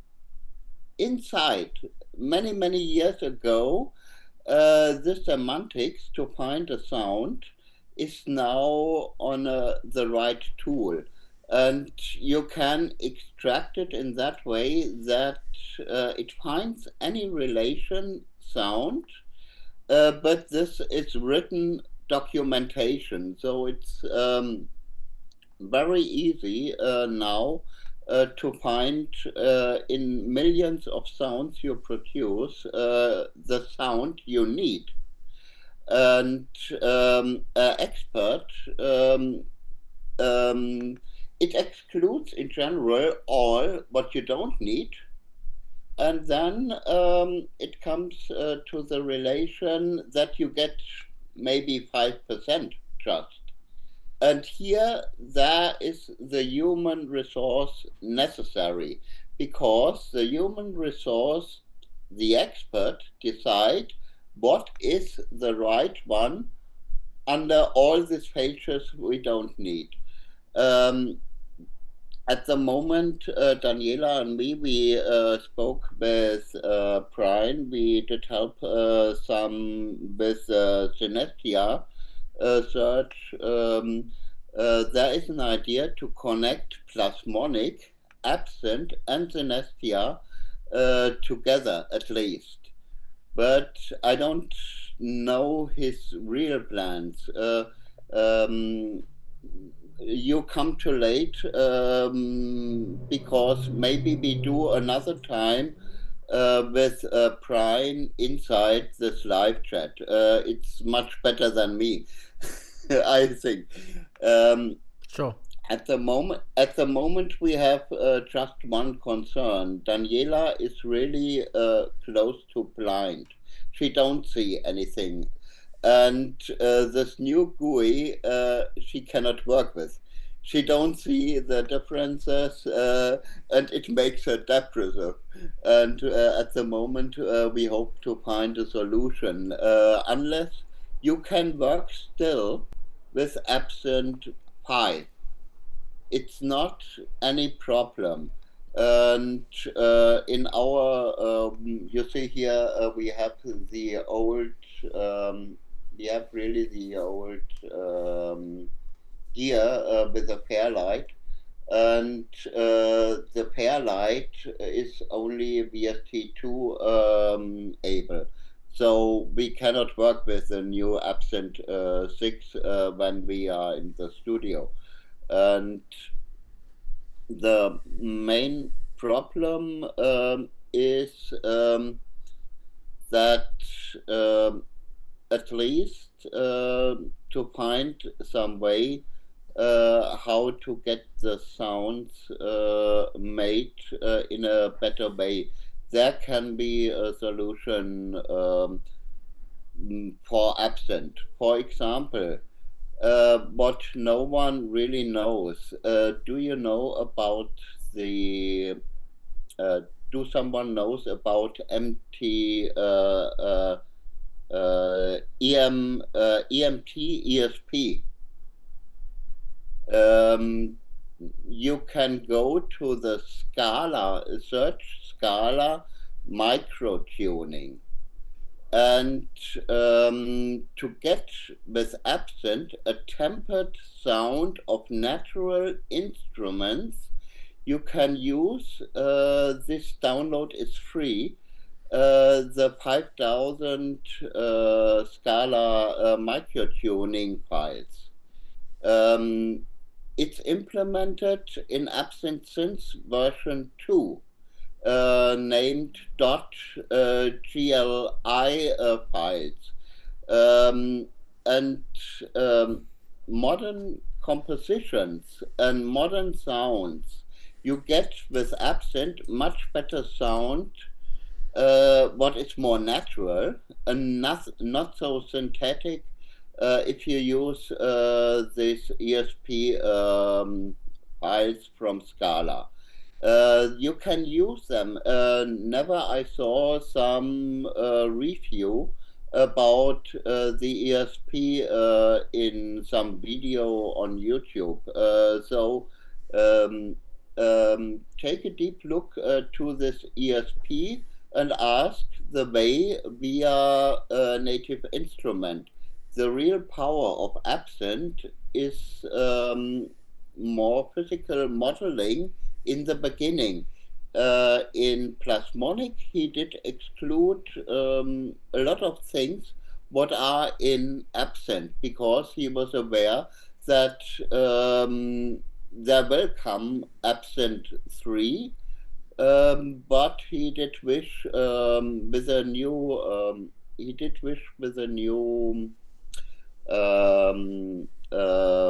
engines of synthesis. He wished to he did reprogram all the engines of Absynth at least to have more power. The new Absynth is definitely much better behind, and the price you feel is high. I don't think so, because it's 3 years of work without any payment. So that native instruments have their own money philosophy. I don't think there is any discussion that's against any artists that use native instruments. There is no discussion about. But I think the price of 3 years programming for an update, I think it's fair, really. Was if you currently have Absynth, if you've got any, I think it's any version, it's only $99 US to upgrade to 6. So that's relatively really good in that sense. Yeah, it's in general, it's a new synth. Yeah. That plays the old sounds of the old synth. Yeah. But in general, it's a new synth. It's not an update in general. Yeah. It's a new synth that is able to play and work like you have it before with the old synth. And so it's not just an update, I think. I think that's, to be fair against Brian, okay, native instruments, to be fair, we can discuss of their business model, but then the granular machine, for example, is absolute on the top. So pigments don't reach it. Yeah. We did look and compare with pigments also from Dawson, this Novum synth. The engine is at the moment on the top in granular system. That's good. So I don't see any complaints because of the price of a new synth. Awesome. So do you think they'll add resynthesis to Absynth now? Will they add other cool things like resynthesis? Pardon? Resynthesis. Do you think they'll add it to Absynth now that they're making new stuff? I did make new stuff. I don't make No, not sound you. design. No, I just want to, based on what you've seen from the guys working on this. I make it a little bit. It's very loud. I cannot understand you. Can you type something? Please? It's okay. No, I tell you what, we're gonna keep going with the show, but it was awesome to get your feedback about it. So you can still hang around. You've still got you on the screen here. We're just this is just going to the news segment. We've got to finish off the news segment because there's still a few things to go through. So there you go, Absynth 6. I feel like there's a lot of people that are going to be very happy with that. And if you're new to it, I think you should probably check it out. There's probably free trials. I'm sure you could get a copy of it somehow and try it out. Okay, let's move on. The next thing. I'm sorry. Just Daniela goes for Christmas shopping, and because she she don't wish to be in front of camera. Yeah, that's because fine. she's blind and her eyes look so, and that's a lot of mobbing underneath. Don't worry, you can hang around. That's no problem. All right, we're going to keep going. We've got some more. You can stay with us. That's fine.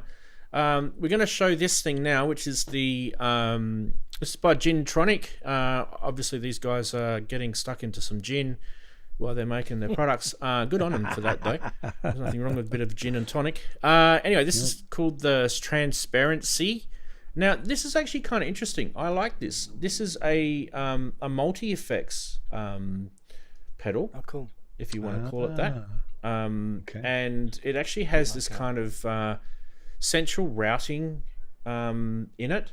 So what I can do is I'll play a demo of it first, of them showing how it works, and then I'll go back to the start of the video where it explains a little bit about how it actually works with the engine itself. So let's go to the video, and this is just this audio demo of it. Here we go. It's got some hot knobs, Andy.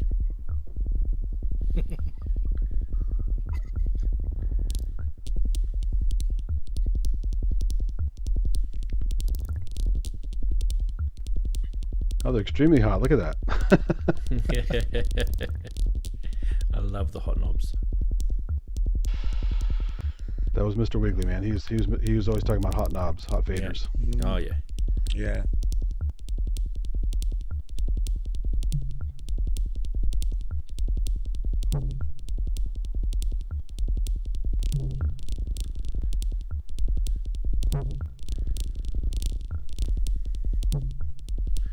And there's another audio demo just here.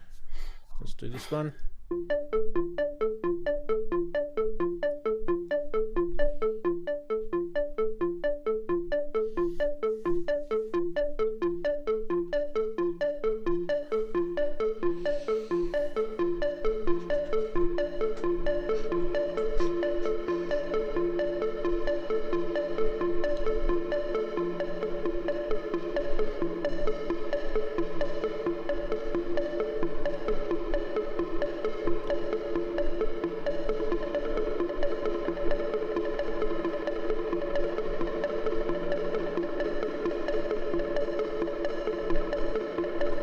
So basically, you've got let's go to this guy here. He shows us a little bit about it. You've got multiple effects in this box, and some of them can route themselves into others. So I kind of feel like this guy come up with this idea, or maybe a bunch of guys come up with this idea, and it might be something that you're interested in. So let's just. It is my great pleasure to introduce you to the TransparentSea. 2 years ago, we asked ourselves the question: what if a multi-effects unit was deep and had loads of stuff in it, but was also intuitive and had no menus or screens? And the TransparentSea is the answer. With the TransparentSea, you get 2 panable stereo delay lines, a chorus, tremolo, saturation, reverb, a low and high cut filter, and adjustable resonance for that filter, and also a secret source here, the stutter mode, which I'll go into later. Let's do a quick rundown of the effects that are available before getting into the more involved things like MIDI. So I'm not gonna go into that because then the video goes on for 15 minutes. But basically that's the gist of it. So it's a multi-effects pedal, no screen, routes, and it's got some extra sort of secret sauce in there, like the starter mode. I feel like it's. You guys can watch the video. It's kind of, yeah, it's funky. Price and all that sort of stuff. Don't think we got a price from these guys yet. That was the thing. Just wanted to double check if they've updated their website. Okay, so yeah, they haven't launched it yet. You've got to join a waiting list. So we don't really know how much it's going to be. And you go to their website, which is just gintronic.io, and you can join their waiting list if you're interested in this.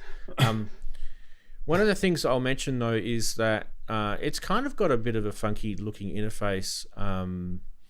It's definitely not a guitar pedal, is it, guys? It's more absolutely not. Desktop sort of synth effects pedal thing. You know, I had a look of it. Yeah, there's a couple of these, aren't there? There's like, is it the Endorphins Ghost? I think is one. Yeah, and then I suppose you've got Endorphins. Polyend Mess, which is a bit similar.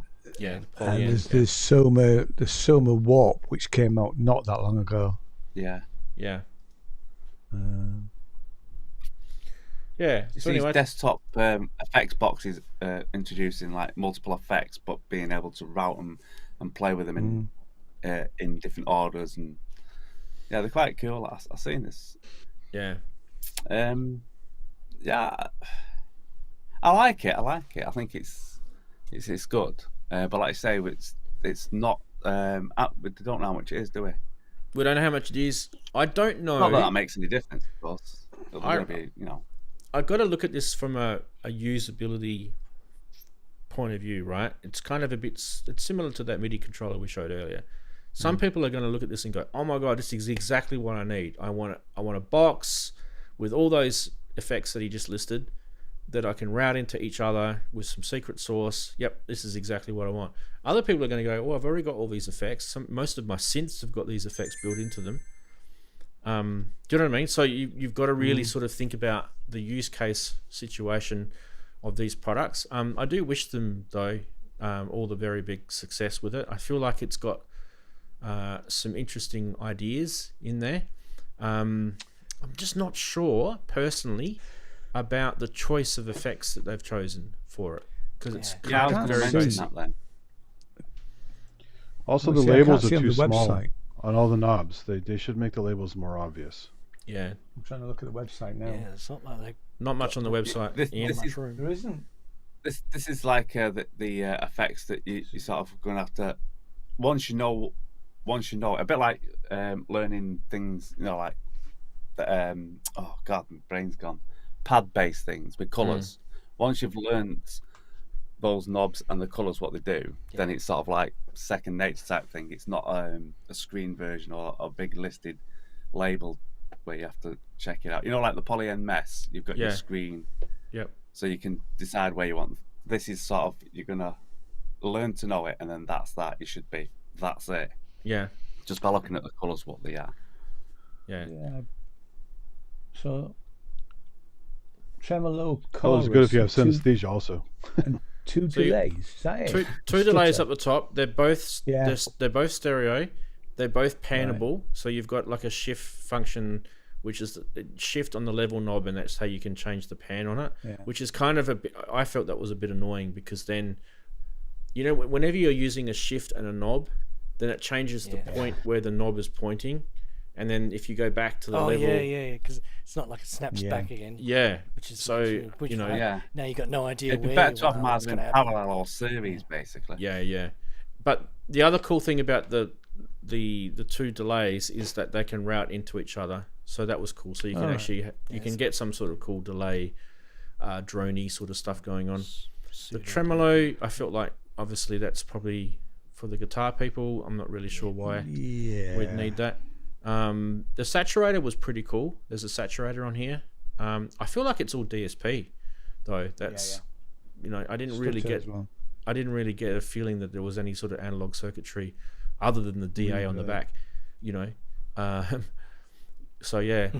Anyway, wishing them all the best. I think we move on. We're just going to do a quick look at this. The next quick look is this, which is by EMW Electronic Music Works. We've seen these guys before with some Eurorack.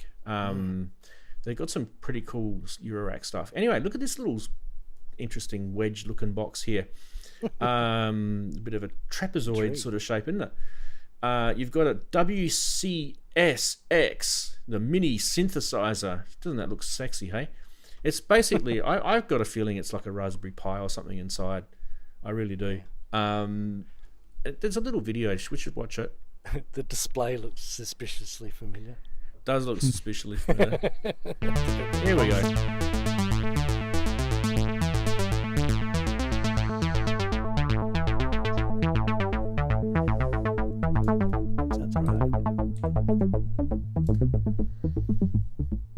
Sounds very familiar.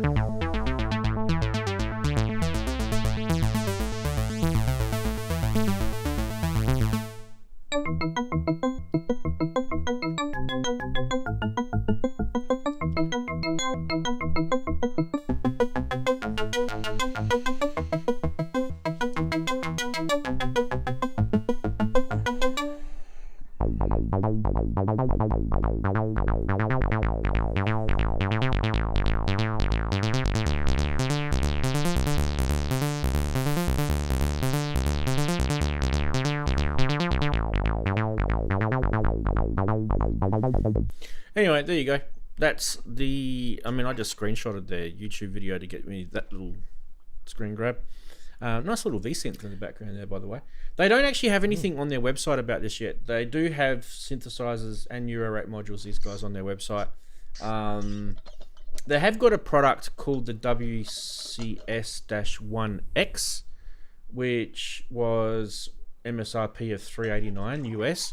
I would say this would be more expensive because it's got a little bit more. I do like the way it's boxed. Actually, I think it'd be quite cool to have if you had different styles of these. Tiny little box lined across your desk. Yeah, but it sits upright. You don't have to look down on it if it's on the desk. Yeah, it's a little upright. I want a handle on the top. I want a handle on the top so I can just pick it up. Yeah. Like an amp. But then it'd have to be battery Put a mini as well, amp next to it. It's compatible.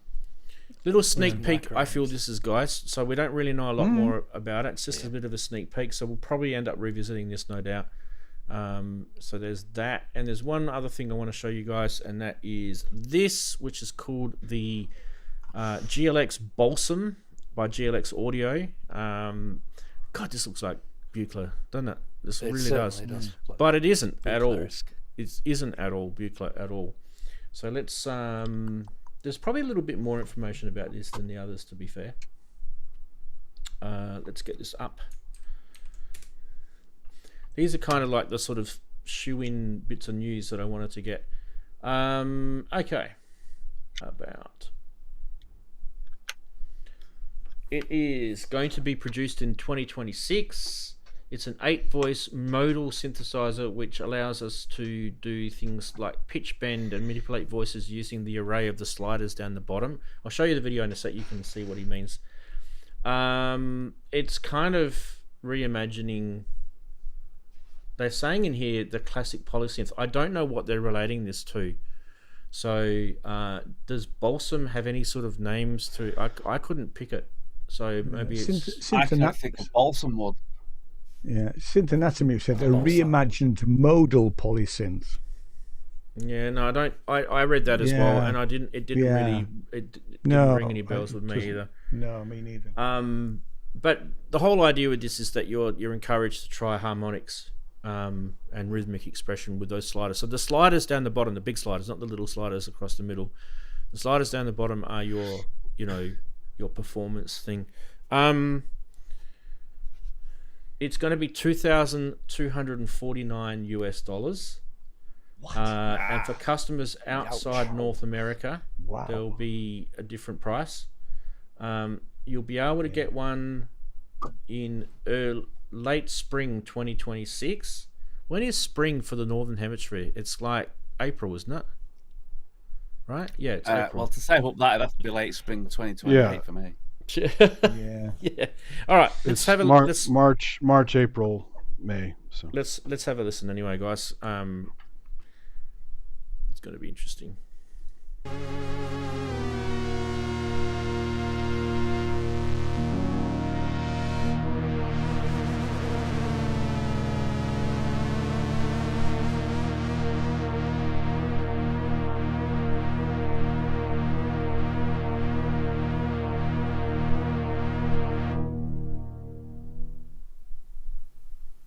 BALSAM is an 8-voice modal synthesizer, which allows you to... I don't want to do that. I just want to play the outro now because it's more demo. For several years now, and I'm really happy with where it ended up. and everything it's capable of. I'm going to be shipping out the first handful of units early in 2026. So if you're interested in getting on a waitlist for that, you can do it at glx.ltd. It's just really, really bizarre. Bonkers, in fact. I don't get it. It's kind of like a Lyra, but less weird. You know? Yeah. Butlerish. I mean, they actually in its say look. that, don't they? They say it's about a Lyra, and there's a couple of other things they mentioned. They mentioned the CS80, where I didn't get that vibe at all. I didn't get a CS80 vibe at all. No, Yeah. no way. I mean, maybe with the expression to a degree, maybe sliding expression. I don't know. And the Oberheim LB8. This thing's digital, by the way, Sounds guys. more digital. Yeah, This thing sounds is digital. Yeah, virtual analog. It's all digital. There is I don't understand when people say, okay, my synth is digital, but then they say things like, I've got a stereo analog state variable tone filter on this. So is that analog, or is that a emulation of a stereo analog state variable filter? So maybe you've got to believe them. There's definitely analog VCAs in this, that's for sure. It's got MPE, MIDI polyphonic expression, on it. And there's decent connectivity on the back. You can actually see the labels there. You've got MIDI in, MIDI out. You've got clock, USB, sync in, sync out, external pedals, audio, stereo in, and phonos as well. And there's a little 9-volt power supply and an on-off switch at the back. So that's all up the top at the back.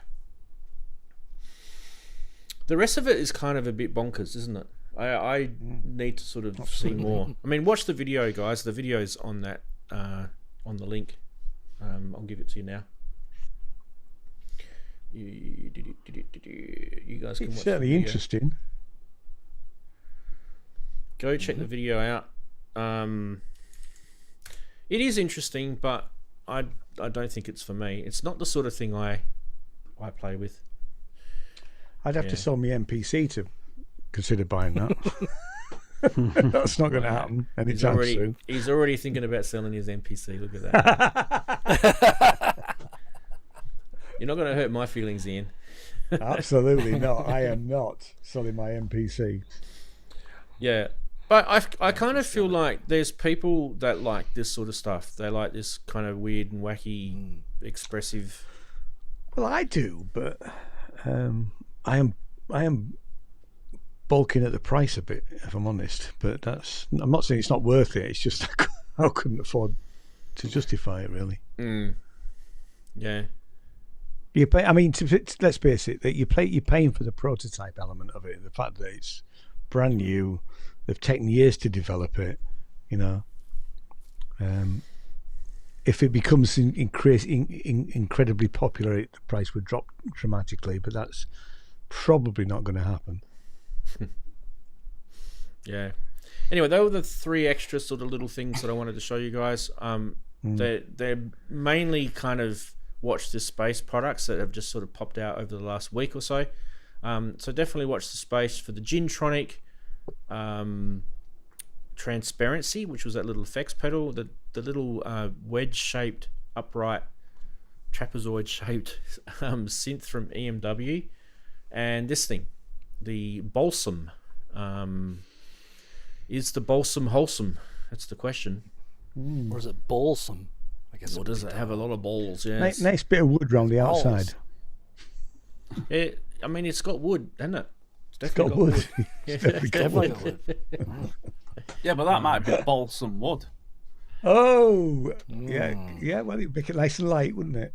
There is the news, people. That ends. Balsam the news. refers to resinous sap that comes from various plants used as like perfumes and stuff. So maybe they meant balsam as it's non-specific and has a lot of variety of nice. timbres.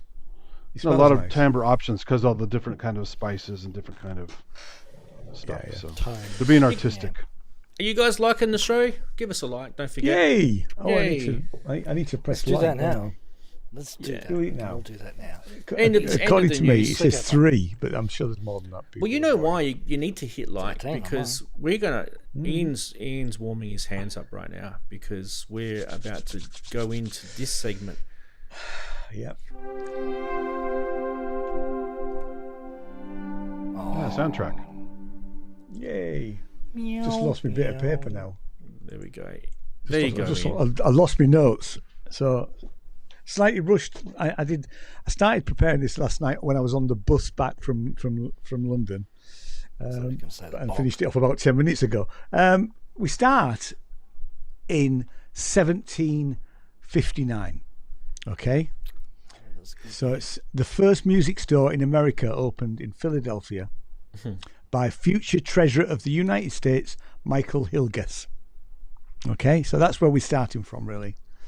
Then we jump to this day in 1961, where the Beatles performed at the Cavern Club in Liverpool, unsigned at that point. They played 2 shows, lunchtime, 2 shows at lunchtime, and then again at the night. Sorry, 1 show at lunchtime, 1 show at night. And Decca Records, Mike Smith, attended the night performance. Now, if I remember rightly, Decca didn't sign them, and didn't Decca Records say that beat groups were over? Something like that. Anyway, I think because EMI signed them in the end. There might have been a punch-up. There might have been a punch-up, yeah. I mean, I do know that nobody was interested in signing them, really. Because actually, no, it was EMI, but it was Polydor, because that's how George Martin got involved. George Martin became their record producer because he ran Polydor Records. So a few years later, on the 13th of December, Jimi Hendrix made his UK TV debut on a TV show called Ready Steady Go in 1966. And then we jump to 1967. Again, there's not a lot of synth news, but we've got one at least. So 67, Wings Over America went gold. Now I've still got that. I've still got the vinyl of that triple album.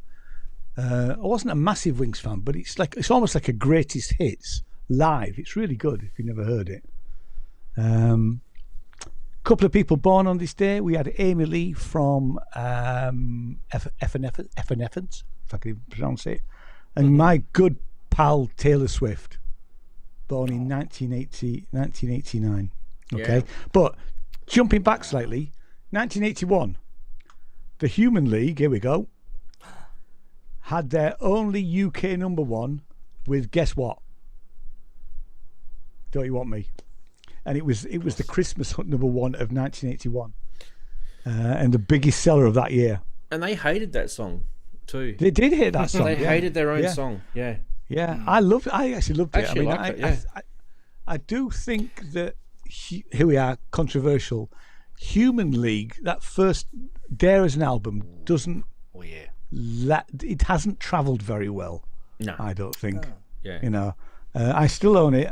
I'll never get rid of it. But it does sound of its time, which a lot of other stuff around the early 80s doesn't sound like that. Well, that's a very synthy. It just isn't Human League though. Like if you listen to all the Human League before it's not. that, I mean, I remember listening to Travelogue and thinking, this band are really weird. They're fantastic. They were pioneers. That's what they were. They were absolutely pioneers. Yeah. Those first 2 albums were brilliant. Absolutely, yeah. And a very different band, really. But last track on Dare. Yeah, I did like the League Unlimited Orchestra, which I bought again this year because I had it on vinyl first time round, and those remixes of Dare, they really stand up. They really work. Then we jump to, here we go, 1997. Children's TV character, the Teletubbies, went to number 1 in the UK on this day with the Teletubbies Say AO, right? The single spent a total of 32 weeks in the charts. So I'll be honest with you, I do not remember that song. But there again, I didn't have any children in 1997. Then we jump that you know so about. Ian. Well, that's a whole different story. Wait, you didn't have any children with a jelly wrestler? No, I never slept with a jelly wrestler. Honestly, Jane. Damn. Honestly, Jane, I didn't sleep with a jelly wrestler. It's a good job Jane just watched this show. But that's not what Wagyu says. I know, we know what Wagyu says, but he was only jealous because he wasn't in the room with the jelly wrestlers. That's what the problem is. We jump to 2008 when we have Dizzy Rascal, and stay with me on this one, was arrested in southeast London following an incident involving a baseball bat. The rapper allegedly approached another motorist with a baseball bat, and after road rage incident, Rascal, whose real name is Dylan Mills, was held on suspicion of possession of an offensive weapon in Sevenoaks. 6 months later, I was on a TV show called Must Be the Music, and good old Dizzy, or Dylan as we'll call him, Dylan was on the panel, and I had a stand-up row. He didn't have a baseball bat, thank God. I had a stand-up row with Dizzy Rascal on that TV show, and it's never been shown. And what was it so about? I don't even know if Sky have still got the footage, but we literally had a stand-up row about, because he absolutely hated the band that I was in, and he hated the song, which I'd written. So, but anyway, that's my claim to fame with my Dizzy Rascal story. Yay. Now we're up to 2023. Pete Gabriel, bless him, #1 in the UK charts today with his 10th studio album, I.O., which I think I've got. I've got loads of Pete Gabriel albums. I think I bought I.O. I haven't listened to it for a while. I need to get it out, actually. So it's only a couple of years ago. And it was his first album of original material since Up, which I have got. Yep. I actually didn't like the Scratch My Back album. Was that the thing he did with all the collaborations? Is it Scratch My Back? That one flew over my head like a 747. That album, but yeah, I've got it, and I really actually don't like it. It just doesn't work for me. I saw the I.O. tour last year. I think it was. He was amazing. All he's right. like 80 years old, and he's just going strong, right? So I know he is. I mean, I missed. I would have loved to go and see him when he came. Musically, he has not really. I mean, he's got better, but musically, he's the same, isn't he? Like what you listen to.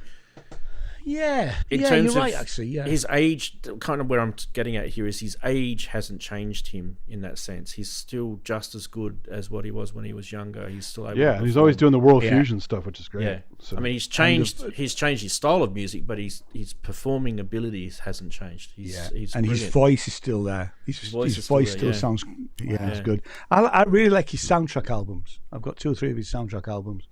I've got the soundtrack that he did for the Dome, when we had the Dome thing a few years ago, in 2000 actually. The last thing, poor old Otis Redding died today in 1967. Now, if you don't know Otis Redding, go check him out, because he's amazing. He's absolutely amazing. Thank you, Ian. Speaking of Peter Gabriel's voice, I had a boss at the video store I worked at in high school, and he was always goofing on Peter Gabriel's voice. But he's a huge fan of the Cramps and the Doors. I mean, those guys don't have great voices. What are you talking about? No, they don't. Right? No. By the way, can I add one history thing here? There's a fun one I found. 1928, George Gershwin's American in Paris debuts at Carnegie Hall. And I'd love to go to Carnegie Hall. I walked past it loads of times when I was in New York. In fact, I was in the hotel just opposite it. But that'd have been a good gig to go to. Oh yeah. Yeah. I used to listen to George Gershwin when I was a kid, and I'd have my mates over, and they'd be getting out their friggin' latest and greatest, chart-topping vinyl, and I'd pop the old Gershwin on, and they'd be like, "What is this crap? What is this?" And I'm Get out of here, old man! Out! Yeah, this is Gershwin. Rhapsody in Blue. Rhapsody in Blue is incredible. Yeah, absolutely. Yeah. And I think the American in Paris is pretty good, if I remember rightly. It's kind of weird because I don't know. You guys are probably similar, but you probably did like a massive, huge jump from Gershwin to Herbie Hancock. Do you see what I did there? Yeah, I don't know whether I did a massive jump because I did go through. There's quite a lot of other people in between that. Oh hell yeah! But when you think about it, our age group, right? We were definitely influenced by the Mr. Hancock. And we did. I played in a jazz rock band in my early 20s. You know, that's where I seriously got switched on to Herbie Hancock. I mean, having to try and play Herbie Hancock stuff in a jazz rock band was bloody hard. And when I'm not really a jazzer, you know. Have you guys seen? I mean, obviously, Headhunters is the cool thing, but have you seen the? There's a video floating around on YouTube where Herbie's taken us off a tour of a Fairlight, and this is probably around the time that he produced the Future Shock album. And a lot of people say, I don't like Future Shock. That wasn't real Herbie. He was just mucking around with a Fairlight. That's what the album's all about. Yeah. He's like, I've got this cool thing. I want to make an album with it. You know, at the time, it would have. You got to understand, like, you know, kids with their toys. That's exactly what musicians are like. They've got this cool toy. Yeah. And he loved the Fairlight. So let's face it. I mean, Herbie definitely has the chops, hasn't he? Because he played with Miles Davis, for God's sake. Have you seen him play an ARP Odyssey? Have you seen him play an ARP Odyssey? No, you've got to go YouTube. You know, find a video with him playing an ARP Odyssey, and you'll just go, "What the hell? That is an ARP Odyssey? That wow! That, you know, it's something to behold. It really is." And he's in his 80s. He's 85, I think, Herbie now. Yeah. So he's older than Peter Gabriel. Peter. Yeah. Well, he did. He covered the Fairlight on a children's TV show on public television here. He was in Perth. He actually pulls it out. He has kids.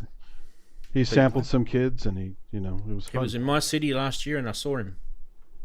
Cool. I saw him live.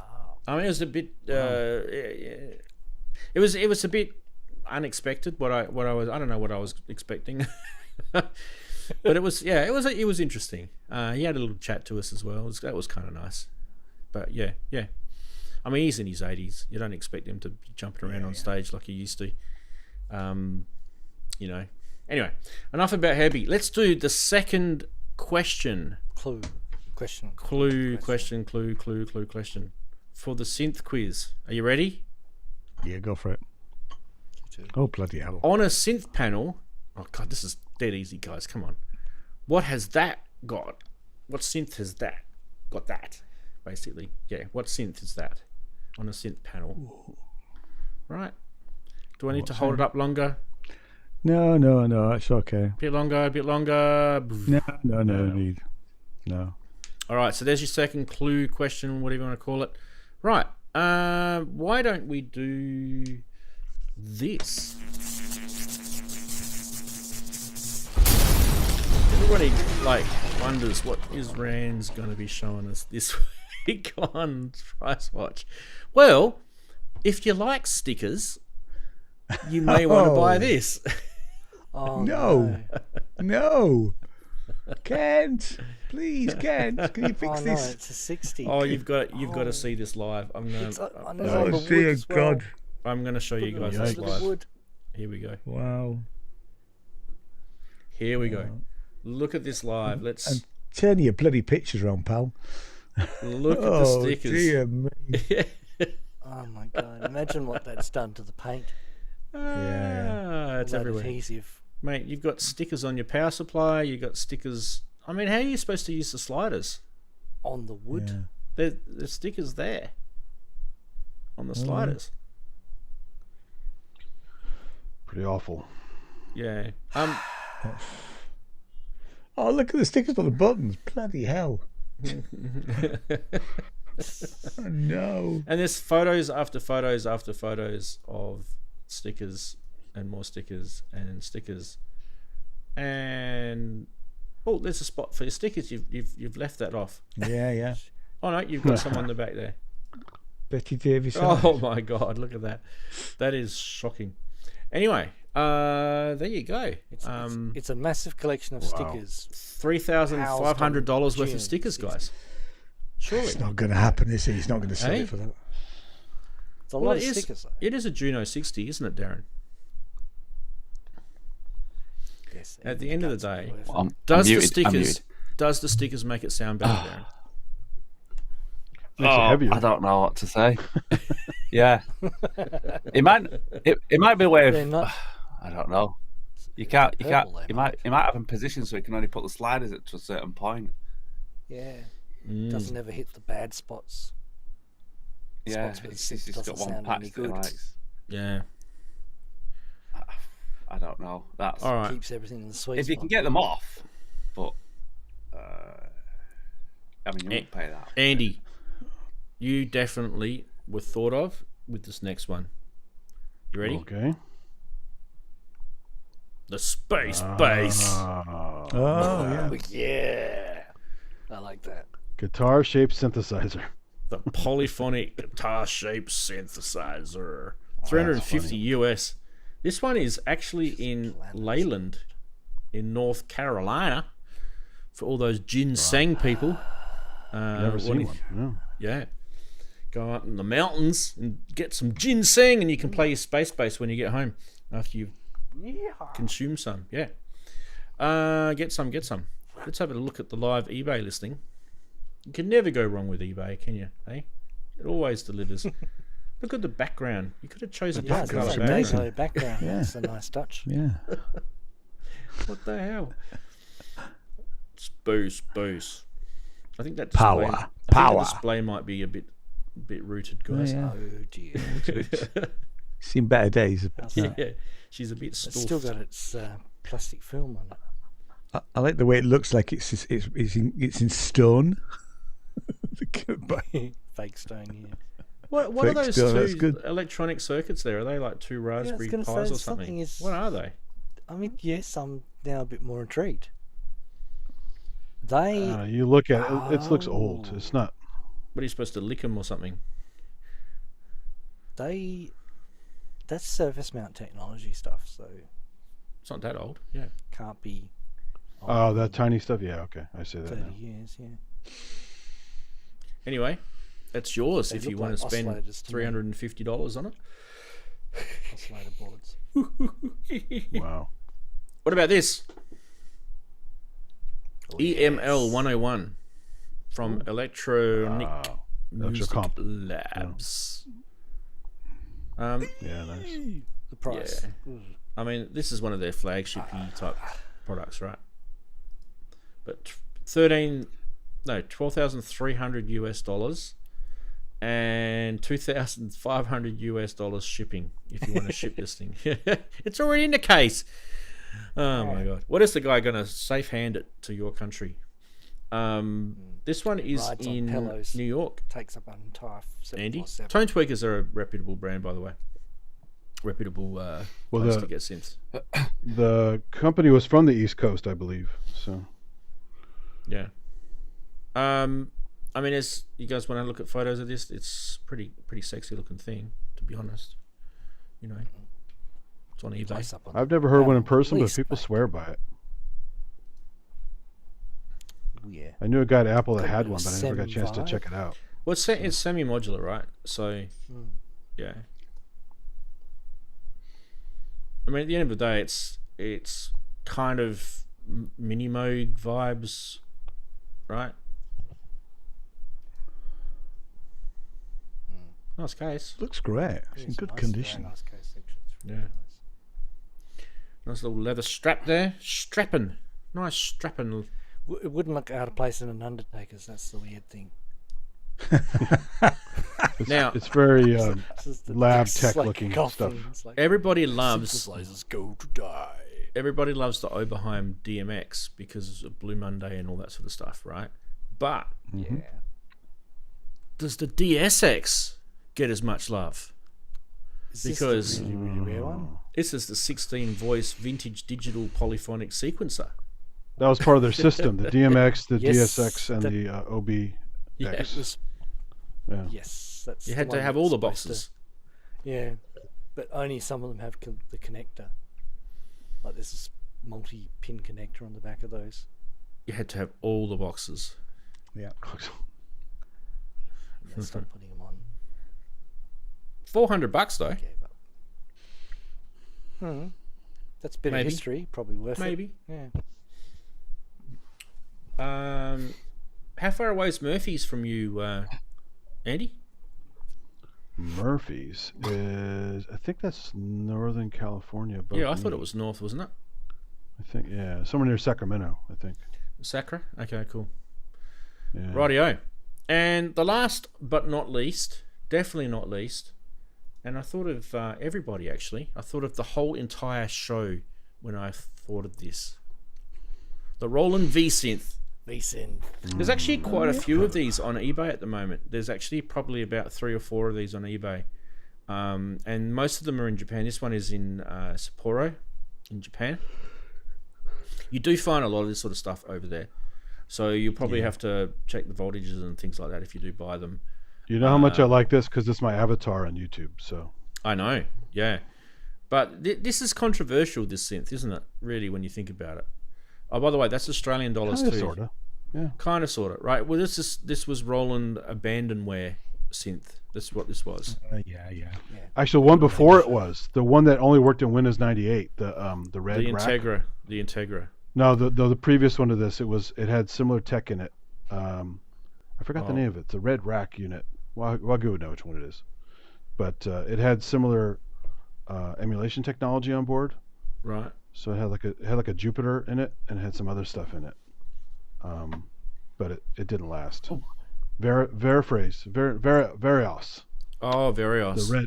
Yeah. Varios. That was one before this one. Yeah. That was a doorstop.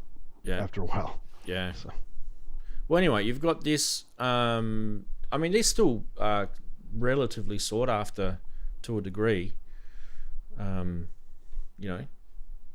Pretty decent sound out of this. The beauty thing in this is you literally have that time trip pad. You have so much control over the audio, kind of like early granular stuff, where you can kind of jump wherever you want and tweak stuff. It also had the like vocal samples on here that you could load your own or the preloaded ones. And as you're playing up the keys, it continues where it was in the waveform as you're playing the different pitches.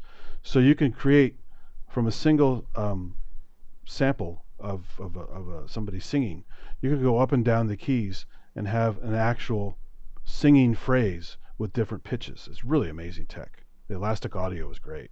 There was something clunky about it. I forget what it was now. There was definitely something clunky about this. The D50 was a PC card, and so was the vocal processor. And you had to boot into those modes. The XT rack version built them in.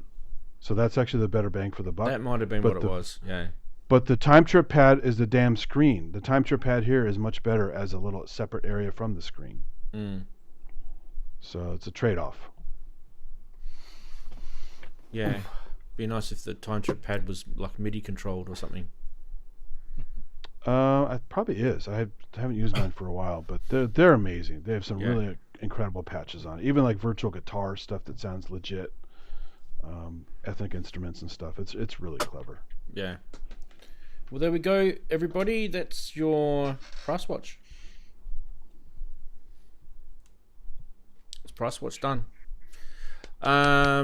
Excellent. Yes, very good. Very good. What we should do now is we should go bang. Yep. We can now talk about anything. You can ask us anything. And whilst we're doing that, we can also show you guys the third Synth Quiz question. And that is, what is this written on the panel on? What synth is this written on? I know what it's written on because I came up with the quiz. I've made all these three questions really achievable, let me tell you. Okay. I already put a guess in earlier. You may have missed it. You now have the answer to 3 questions. Andy, you're going to get yours wrong because you guessed before you saw the third question. Ooh. Yeah. That's what I get for firing too early. Yep. That's what you get. So there's 3 synths. You got to tell me what the 3 synths are. Oh, wow. Okay. Yeah. The first one's got me a bit stumped. Ooh. Okay. And if you guys like this format with the synth quiz, I can do it again next week. Or I can go back to doing 1 synth with 3 clues. but I just thought I'd change it up because we've missed a couple of shows in the last couple of weeks. So yeah, here we go. Wags has got his in. Oh, jeez. I can't get the third. I can't. I mean, yeah. I'm not putting model numbers in. Read what Wagoo said. I know. I see. These are all separate. I thought these were all related to one synth still. No, Okay, they're all separate synths. All right, let's show you guys the answer because Wagoo's already got it. Yeah. Here's the answer. Oh, wow. I should have had the Korg M1. By the way, that's a typo. CZ 101. Yeah. That's a typo. So let me fix that. That's just me typing bad. So, okay, yep. Definitely remember Combi on the M1, but... Yeah, Chase is a roll-in for sure. You could choose pretty much... There's a bunch of CZs that you could choose that would still qualify. Yeah. And D50, D550, D05 were...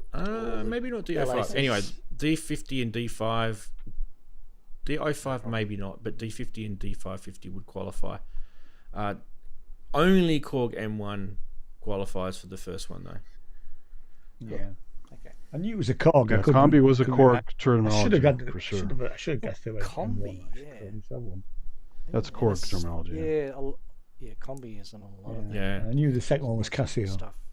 I gave you guys easy ones, but doing it with 3 different panels was kind of making it tricky for you. There you go. There's your quiz done. Saturday Sonority's done. Ian, let's talk about your little flagship baby MPC Live 3. Let's go for it then. So you had a couple of cons, right? I did. I can't remember what they were now, but one was the price of the extras, wasn't it? But you know. Yeah, but that's their business model. That's their, and you can avoid it. I know. You can just avoid it if you don't want to do it. You can just avoid it.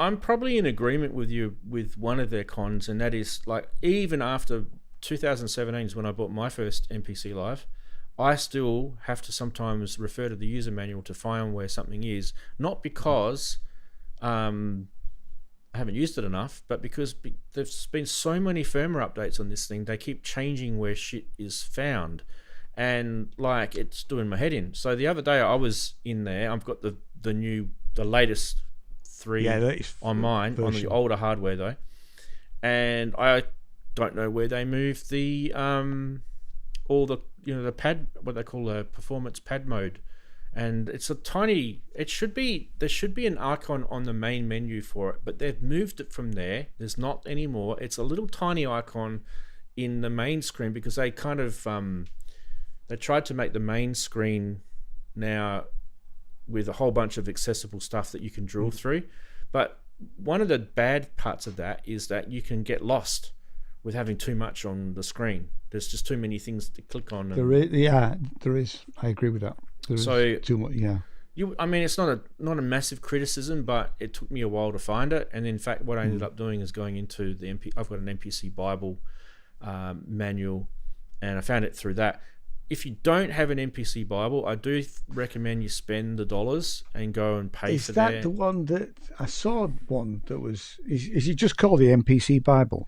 Yeah, it's called the MPC Bible. You get it through. Yeah. Hang on a sec. The complete tutorial course. It says MPC samples. Is that the one? They give you everything. Yeah. So 40 quid. Yeah. Yeah. Where is it? MPC Bible 3. Yeah, I've got and I'm. Yeah, you get the expansions and you get a tutorial, and I just want to go back to my front page. Oh, come on! There always seems to be at least 3 ways to access everything. MPC Samples is the website that you get it from. Yeah, Andy, I've just got it up. Andy, MPC Tutor is the guy. Andy Avgusti, I think his name is Andy Avgusti, is the guy that writes these. One thing I'll say is I kind of held back in getting an MPC Bible at first, and then I just went, no. This guy, he keeps updating them. So if you buy I think I had to pay the upgrade price to get the version 3. But you don't pay the full price if you've got a previous version. Right. And he rewrites the entire PDF and re-exports all the tutorials and everything for the new version. That's an absolute shitload of work, isn't it? It is a shitload of work. I mean, it's so complex. It's dirt cheap. Yeah. Yeah. No, I'll buy it. And the cool thing about it is I already knew about how to use the MPC, and then I started doing some tutorials through his MPC Bible, and I went, shit, man, I learned some stuff from that guy, you know, and even through the basic stuff. I even learnt some stuff through the basic stuff that I'd probably maybe just forgotten about or glazed over it and didn't actually, you know. One of the videos I watched, I can't remember who it was now, but he said that he was used to using MPC, and what he'd actually done is I think he must have had the original MPC live, and he'd upgraded. He bought the new Live 3, and then he went back over all of the tutorials in the MPC Bible. Yeah, you know. So yeah, I think I was wondering about whether I should buy it or not, but you've just convinced me now. Yeah, it's worth. That's my Christmas present to myself. It's worth the spend, and because then what you can do is you download his expansion packs and stuff like that, and then you load it on. You run through the tutorials, and the tutorials actually get you to use the sounds that are on the folders. So it actually really helps. Yeah, and I think I do need that. Yeah. Yeah. You know. And he goes through, like, there's all sorts of different things you can go through. So one of the things that you talked about is kind of was a criticism, but I don't really think you meant it as one, is that there's just so many things in there. There's there's drums. It wasn't meant to be really negative about it. And well, it is kind of, in a way, there's people that have got MPCs that don't use every feature in their MPC, and they never will. They use it for maybe just a drum machine, or they might use it as a sample player, or they might use it as a MIDI controller, for example, which is pretty powerful now for MIDI control. With me, what I tend to use it for has changed. So when I first got it, it was my brains or my system, my hardware system, like a doorless type system, and I got it to control all sorts of stuff. And you are kind of limited then to your bars per beats and all that sort of setup, and how your sequences are working, and your different tracks, and that's kind of what you're limited with, that sort of workflow. But if you can create songs and music that way quite easily, and the workflow is actually really, really quick. So I found when I made the Link album, which was my second album, that was done purely through the sort of evolution of using an MPC to produce the music. So it does have that sort of standard sort of, might be 2 bars, 1 bar, 4 before sort of time thing, and you're sort of like skipping between different sequences. Yeah. What's it like to import a full Ableton project? I know apparently you can do that, can't you? Yeah. Well, I don't know what it's like on the 3 because I don't have a 3, but it's limited on the 1, and it snaps off a whole bunch of stuff, and it does it how it wants to do it. So it might snap off things that you might have wanted. Yeah, right, okay. So just bear in mind that it might not be the best way to go about it. Yeah, because I do it all the time I did do it for Live on the Force, which is pretty much similar. Yeah, but the Force is limited to 8, isn't it? So that's the problem with the Force. Exactly. Yeah. Well, that and the fact that it doesn't. If you've got samples and stuff on your Ableton Live set, it always puts a fade on your samples. And if you send that over, it won't apply that fade on the samples that you've got on your MPC. So you may find clicks. Yep. So you'd have to take your and fade there's a whole bunch of stuff Yeah. that it doesn't import over either. So it's like all the live things, like all the deep live stuff that you've done to stuff, it won't import that. It'll just import the raw stems and that sort of stuff. Yeah, I mean, what my initial thing to do was I'm not properly creating tracks on it at the moment, or I'm just messing around and just trying out different things. I think it sounds amazing. The sounds built into it, and the instruments that are in it, and the plugins, I think are great. And those speakers, that's all I've been using. I haven't bothered plugging in anything else. Yeah. They're really good. When you just you're just messing around with it. The battery life isn't as good as the record. I think I said that in the video. I think the battery life is less than 3 hours from start to finish. Mind you, though, it's like eight times faster than the one I've got. My battery life's about 6 hours when I first got mine. Well, it wouldn't be now. Battery, I don't even know what the battery would last now because they degrade. Yeah. But I mean, you've got an 8 times faster processor in there, so yeah. Yeah. So I'm going to probably keep creating the projects in Logic, and then porting them as exporting things as stems into it. Yeah. Do that. Probably... the only thing is you're going to I mean, you can import MIDI into it. MIDI's pretty standard. It does a pretty good job of MIDI. That's good to hear. The stems, how it handles the stems is different to how you'd expect. But once you get your head around how it handles it's not really stems, they're samples now. In an MPC, it's called samples. Once you get your head around how that works, then you're then working within that sort of environment, and you're going, okay, you've got the start. It's a standard sort of sampler, start, end, loop point. Work through that. Depending on the export, it will take start and end point and loop point with it. So I mean, I tried just importing a whole track, so a 3-minute track, and turning that into a sample, and it did have the beginning and the end point, and then I was able to sort of edit it down to where I wanted it. That's good. Which worked quite well, really. And I was able to actually put it on a pad, but it didn't quite work like I wanted it to. So well, then you've got the way the pads work, because you've got different types of triggers, right? The pads can be a one touch, or they can be one touch, or they can be momentary, or they can be a loop. So they can work like a clip in a sense, in that sense. And it depends on how you've set up your track too. So your tracks, when you start a new track and you've got all the different options of your track, if you set it up as a drum group, the pads will work differently than if you set it up as an audio track. Audio tracks will probably be... I did it as an audio track to import it for this. What I'd recommend you do, if you're working with a lot of samples, even if it's not a drum track and you're working with samples, try putting samples into a drum track, because you can have multiple drum tracks, right? And then the way the pads work, you might find that a little bit more intuitive for you, because then you can actually use the pads like little trigger pads, and you can just launch. You can, as a play performance thing, you don't even have to actually sequence it. You can actually just have your drum beat in the background. You might have some melodic stuff with your synths, and then you can actually just trigger clips on your pads live, and that's really cool. And that's where you'll go, that's what I want. I want that. Probe's just asking me, am I using MIDI keyboard? Yes, I'm using the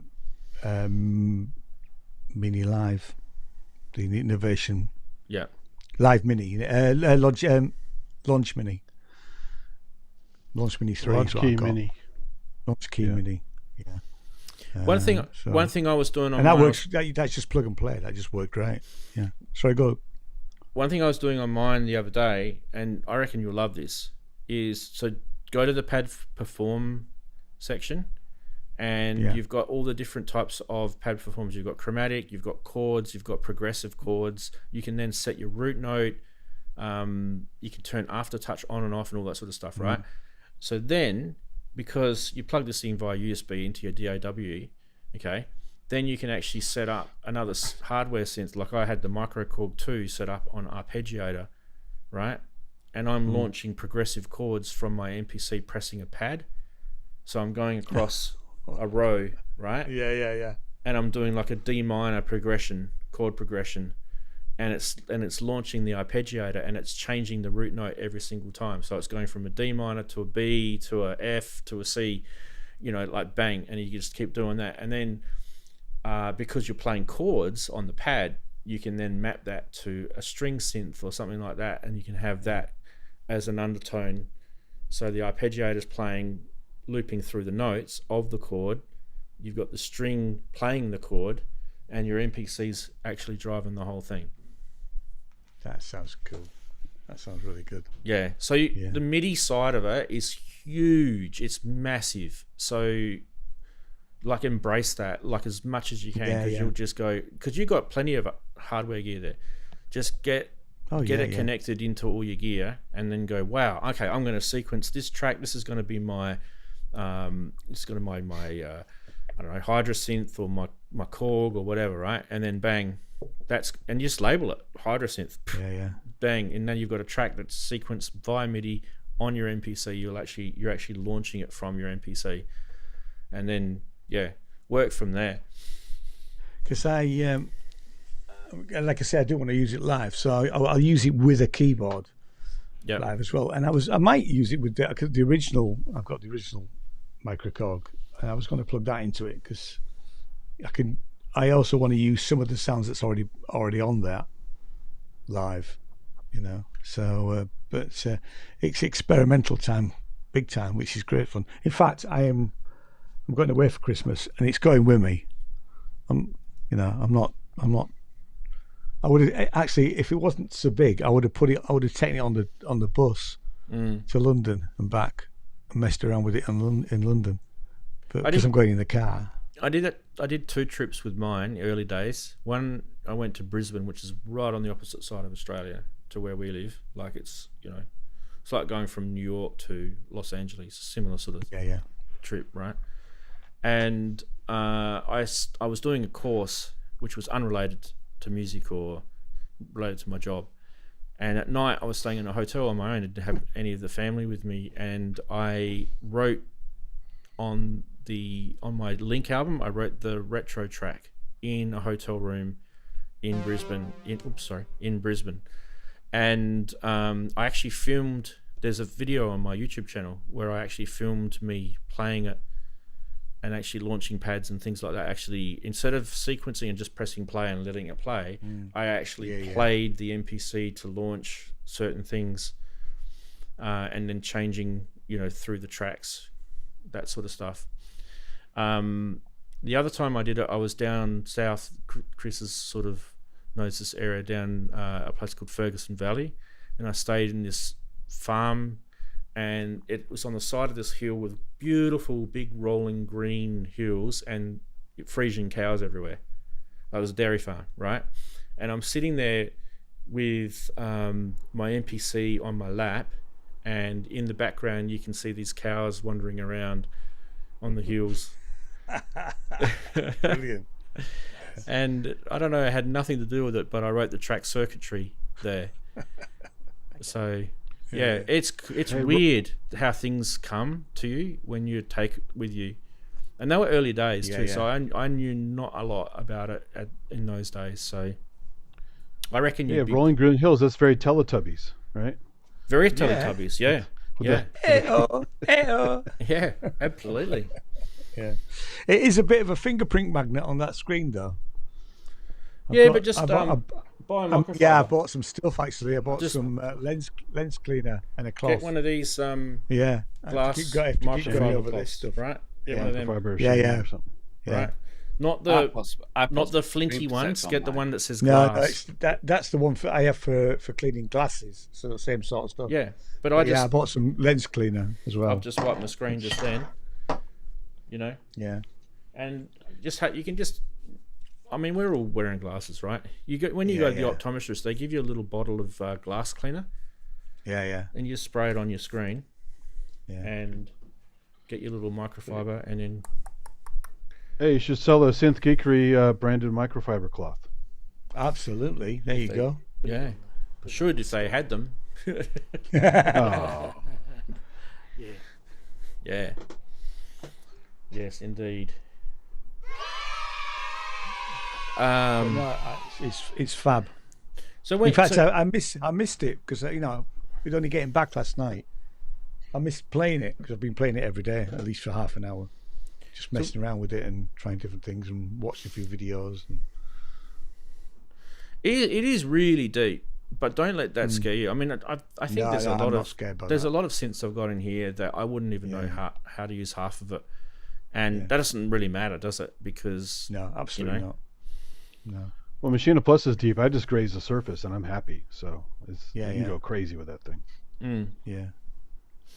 That's the thing. Like, if something is deep, in a way, that's kind of, hey, that's cool. I've got that to look forward to if I need to go there. But hey, I'm pretty comfortable where I'm at with using this. Yeah. I love the probability stuff as well, because I always like to mess around with probability, and that seemed really straightforward and really easy to be able to just mess around with probability. You can use it like a looper.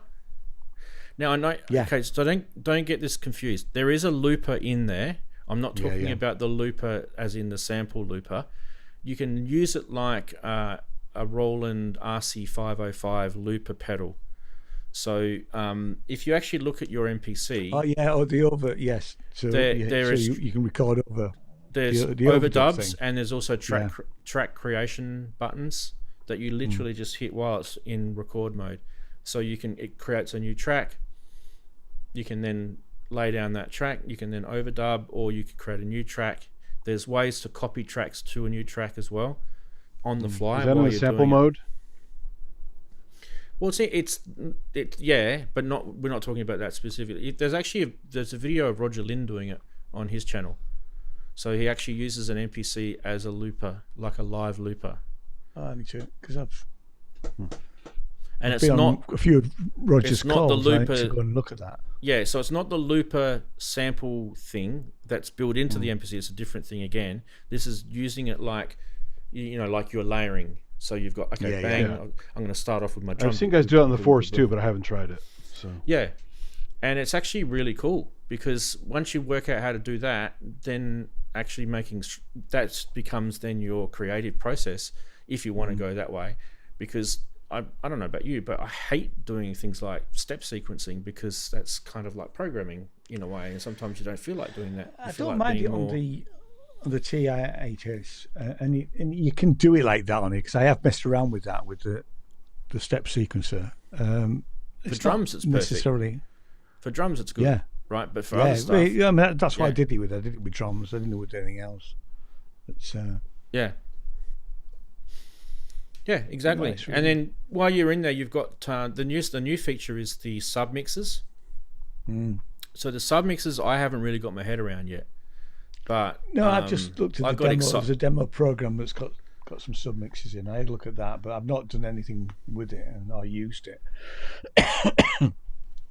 The way I understand it is that you've got the ability to group things and route things with your submixers, just like you would with a mixing desk, right? Yeah, same thing. That's right. That's what I thought. That's all inside the box. And okay, so say you want to have a whole group of. I mean, this is getting insane how many tracks and things you can have on this thing. But say you had a whole group of stuff that you wanted.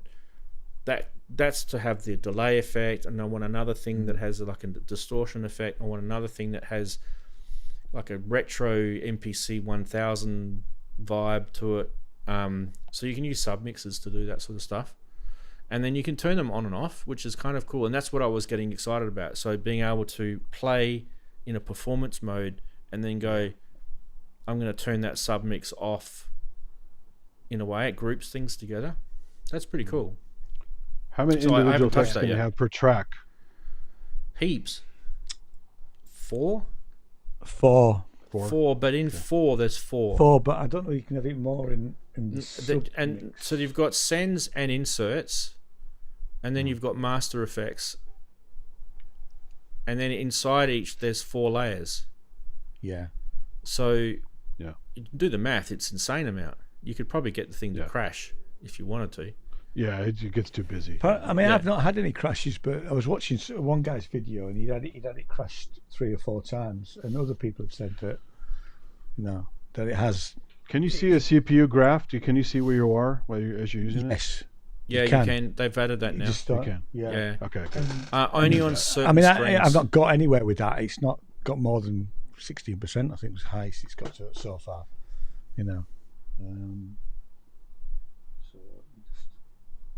when I did the MPC stems, it didn't have the CPU usage thing on that screen. I was like, damn, I wanted to see it on that screen. Yeah.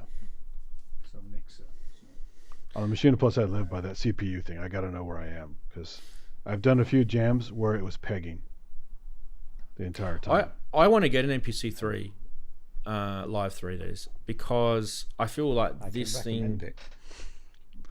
Well, this thing is how old? What is it? 2017?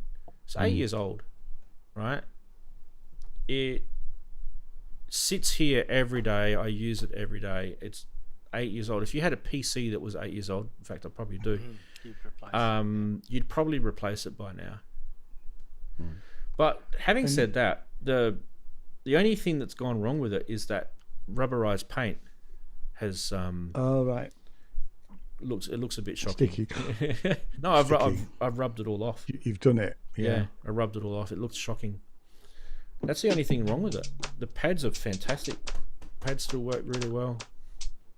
I do like the new pads. I mean, when they're going to extend that in the firmware update because it's really just on drums at the moment.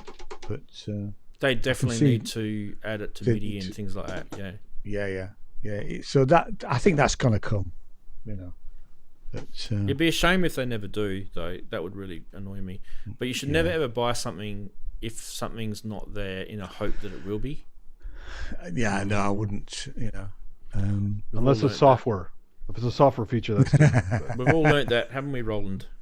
Sorry. We have all learned that. We've all, Apparently, the X key, the X key, which I absolutely hated, they've now got it to the point where it's really good. Apparently, according to Carl Bedford, he's got it, and I love the X key. The latest update. Have you got one? I have a wireless and a wired. I never bought one. Yeah. The X keys, no, that's the French grid thing. It's like you're talking about that one. Okay, I thought you meant the X key. Oh no, the actual one called X key. I didn't think you had it. Not the CME one. I hated it. No, it's not. Yeah, it's not CME. Okay, right. Yeah, it's that French. Yeah, that was supposed to be good because when I tried it at Brooklyn Friends, it was pretty good, but I didn't know all the glitches you had with it. Yeah, I mean, I just absolutely hated it and was glad to be rid of it. But apparently, it is now at the point where it's actually really quite good. But they've done 3 or 4 updates since then. Yeah. It's, nice. Not that I'm going to buy it back again. It's not an instrument. I know it's not the same price, but it's kind of a dopey name anyway. It's supposed to be like exquisite, right? So it is. Yeah. It's not really exquisite. So. Yeah. Yeah. Well, I mean, in a way, I kind of, when I was watching Ian's video, go watch it, guys, because he's, he talks from his heart, and he might be wrong, he might be right, but he's just, this is just his journey with it, right? And there might those opinions will change. Like my opinions changed. Yeah. There's things that frustrate me about every product I've got in this whole studio, I'm sure. And your opinions can change about those things. Well, there's never one thing that does it all. So. Yeah, like I said before the stream started, I'll share it with the rest. I said I'm really getting into the microKORG too that I've got here, and it's just real cheap, basic, easy sort of. They've just done a really good job. They've built on something that was already successful and they've made it better. I actually really like it. I mean, it's not a massive upgrade to the older one in that sense, but the upgrade that they've given you, I think, is intuitive to the point where it actually is. It's a pleasure to use. It's actually really. It shows the evolution of how Korg have come a long way over the many, many years that they've built synthesizers. And it just shows you how smart they are. In a way, I kind of felt the same when Roland brought out that TR-1000. I really got that sense of, oh, you guys did that. Holy shit, that's elite. You know what I mean? That's kind of that, especially that part where they've got a drum voice that you can select. You just press a button and it's analog, and it's a TR-808. Oh no, hang on a minute. No, I want a TR707, it's digital ACB recreation. Same button, but I've just routed it now to that same button. It's just insanely engineered, that shit, right? That's just elite. So when you get gear that you just play and you just think, oh wow, you guys have done that? Oh, I love that. That's so cool. That's what I like about some gear that you get. And you don't always get it. Sometimes you buy gear and you think, guys, come on, where's the menu button for this? I can't find it. It's frustrating me, and turning it off, putting it away, going back in the cupboard. Well, like Yamaha not putting afterswitch on the Modi X. I mean, I couldn't really get on with the Ambient Zero box because, and I it wasn't about playing the thing. It just didn't. It sounded too digital, and it didn't really fit with anything else that I was using. Tried to use it 3 or 4 times live, and I just couldn't get it to sound like I wanted it to sound. What I ended up doing was using the OPZ. The UI is tough too. Yeah. Oh, the UI. I mean, it's very old school, isn't the UI? You know, and how you load patches in it and things. But what I ended up doing was doing all that sort of stuff on the OPZ, and that's brilliant. And it sounds so much better. Yeah. There was a stage in where I had the OP1 and I had the MPC next to it, and those two things played so well with each other. Because I'm never going to sell my OP1. It's class compliant MIDI and audio, so you plug it into the back of your MPC, it sees everything. Right. That's good. That might go a bit on holiday and Christmas then. I'll tell you a little. We got to wrap the show up. I'll tell you a little funny thing that happened today. So, this thing is just leaning up. This is the CS1 reface, right? This is just leaning up against the drawer here, and my son's got his new Yamaha 88 key digital piano, and my wife walks around and she's she likes the old 90s disco songs. So I've just on the reface, I've dialed up this nice little sort of super saw patch, and I'm doing Culture Beat Mr. Vane and I'm teaching my son how to play Mr. Vane, and he's worked it out within about 3 seconds. It's the most simplest thing. I mean, he's probably exceeded my level of expertise at piano. Honestly, he's incredible. Excellent. And then she's run in and she's like, who's played Mr. Vane? That was so cool. I like that song. Who's playing that? And it's like my 11-year-old son playing it on the little reface. Yes. Brilliant. Yeah. Superb. It great wasn't, little keyboards. You guys know it wasn't a reface CS that they produced that song on. And it wasn't a Yamaha either. So Could have been JP 8000, right? Most likely a JP Roland, 8000. Yeah. Yeah, but he was loving it. I had to teach him how to do the rhythm part, because I reckon I honestly think when they played that, I reckon they didn't play it live. I reckon they sequenced it. No, it's too perfect to be played live. Yeah, I reckon they sequenced it, and all they did is just transition down the notes on the sequence. So it's like an SH101 style sequencer. They're just going And because it's so repetitive, who would want to play that for like 3 minutes straight? Yeah, Right? So, and you listen to it on the album. It is really quick and it's really perfect. Yeah, and there's no swing or anything. You can just it's just dialed although in. these days with custom ARPs on different things, I don't know if you played with your MPC and the different ARP modes.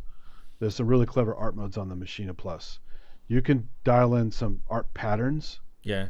That are already pre-laid in there, and some of those are literally based on famous riffs. Yeah.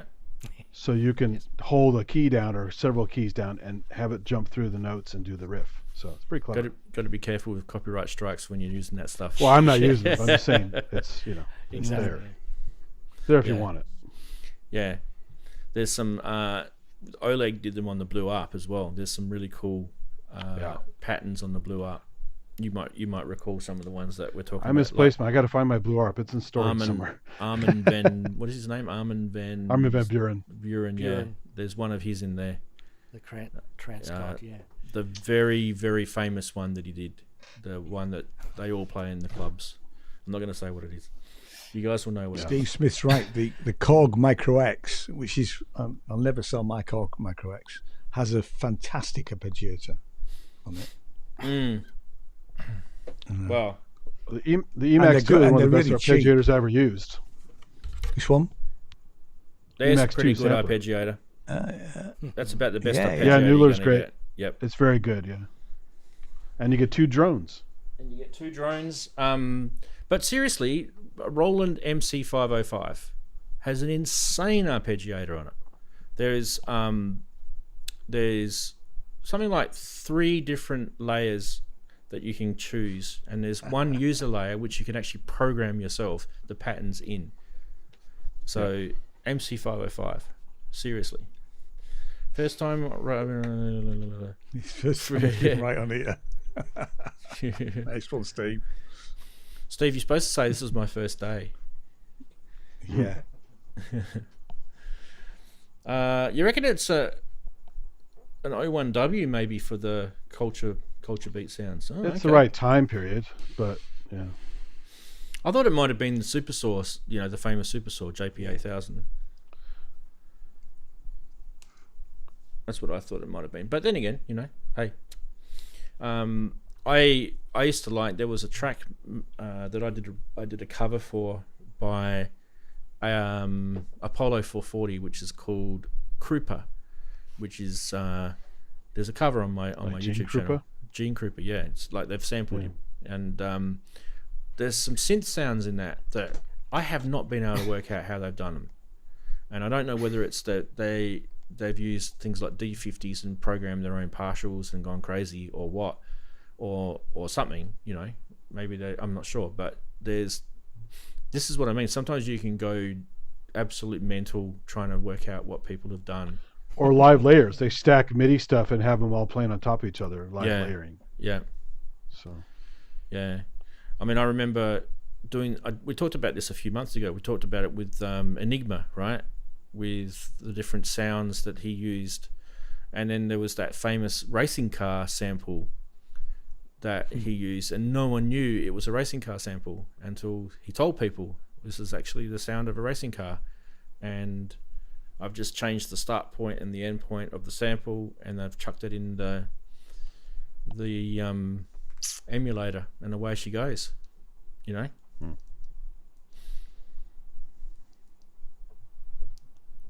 another fella on YouTube doing a Mr. Vane demo on an O1 WR. Okay, cool. There we go.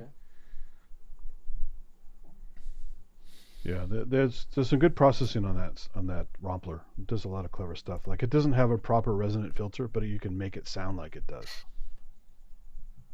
Well, if you listen to that track, which I listened to it today, the resonance on it sounds really digital. So yeah, really digital, which I like because it's got that real edge to it, that real bitey. Hey, nothing wrong with digital. Everyone's shitting on digital all the time. I love digital, so yeah, digital shitting on digital. Matter. A lot of people are. It's got the analog warmth, or it sucks. Yeah. Define warmth. You've got good digital and you've got bad digital. You've got good analog and you've got bad analog. Exactly. Well, I was always a bit of a bad boy when I was younger, so I'll go with the bad stuff. You've got good Ranzee and you've got bad Ranzee. Hell yeah. That's right. What Ranzee have you got this week? Yeah. It's Dark Ranzee. He's going to change the synth quiz. No. Yeah. He's done it. Yeah. Oh no, Wagoo's happy. You got it right. Oh yeah, I knew he'd get it. It wasn't that hard, honestly. Right, well, we're going to end the show because it's pumpkin time for me, and the boys got a birthday party to go to, so I got to look a little bit sort of reasonable tomorrow. Can't have massive, huge bags under my eyes. Yeah. Enjoy the cold weather. I forget, do you have any Quokka recordings? I'd love to make a sample pack of Quokkas if you have any Quokka recordings. I don't, but I will leave the show with this little story. So the first night we were there, we camped in tents, by the way. You don't have to camp in tents on the island. You can stay in accommodation.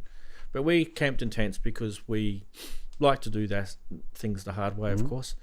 And I set up 2 tents. And so I have a dome tent for myself, which is pretty big, but I sleep in there. And they had the the kids were sleeping in the massive, we call it the Taj Mahal. It's this massive, huge tent that they... Oh, do you have like the 3 chambers? Yeah, it's got different rooms and they can stand up in it. It's huge. Anyway, they must have forgotten to do the zipper up on the door all the way. And probably about 2 a.m, I can hear my daughter and her friend who was staying with her screaming at each other and giggling and then screaming, and then I don't know what they were doing, but I found out the next day what it was. A quokka had stuck its little nose into the little gap where the zipper hasn't been, and it's just pushed itself through the zipper and got inside the tent into their room where they were sleeping and running around, and they were freaking out, and they were trying to get this. They spent about half an hour trying to get this quokka out of the tent, and they videoed it. It was hilarious. It was hilarious. Oh, that's cool. That's brilliant. That's fun. Yeah. Yeah. So they are. So I take it they don't bite, right? They don't bite easily? They can bite you. Don't stick your finger in their mouth. They will bite you. They're just like, they're like little rats, really. A rat will bite you too, right? Yeah. So you don't want to get bitten by a rat. You don't want to get bitten by a quokka. Same thing. But yeah, in the middle of the night, they friggin' have sex outside your tent, and you can hear them screaming at each other. You should hear the vervet monkeys in Africa. Yeah, screaming. Yeah. Boom, chicka, bow, bow. The quokka sex with a 70s guitar. Yeah. And on that note, out there. Yeah. We've been more risky this week, haven't we? Definitely. Yes, sir. Yes. Anyway, I will leave everyone on that bizarre thought. See you guys. Enjoy. We'll see you next week. Thanks. Hopefully there's some interesting stuff to show on the show next Have week. a good week, everybody. Bye, everyone. Bye, everybody. Good fun. Bye. take care. Toodles.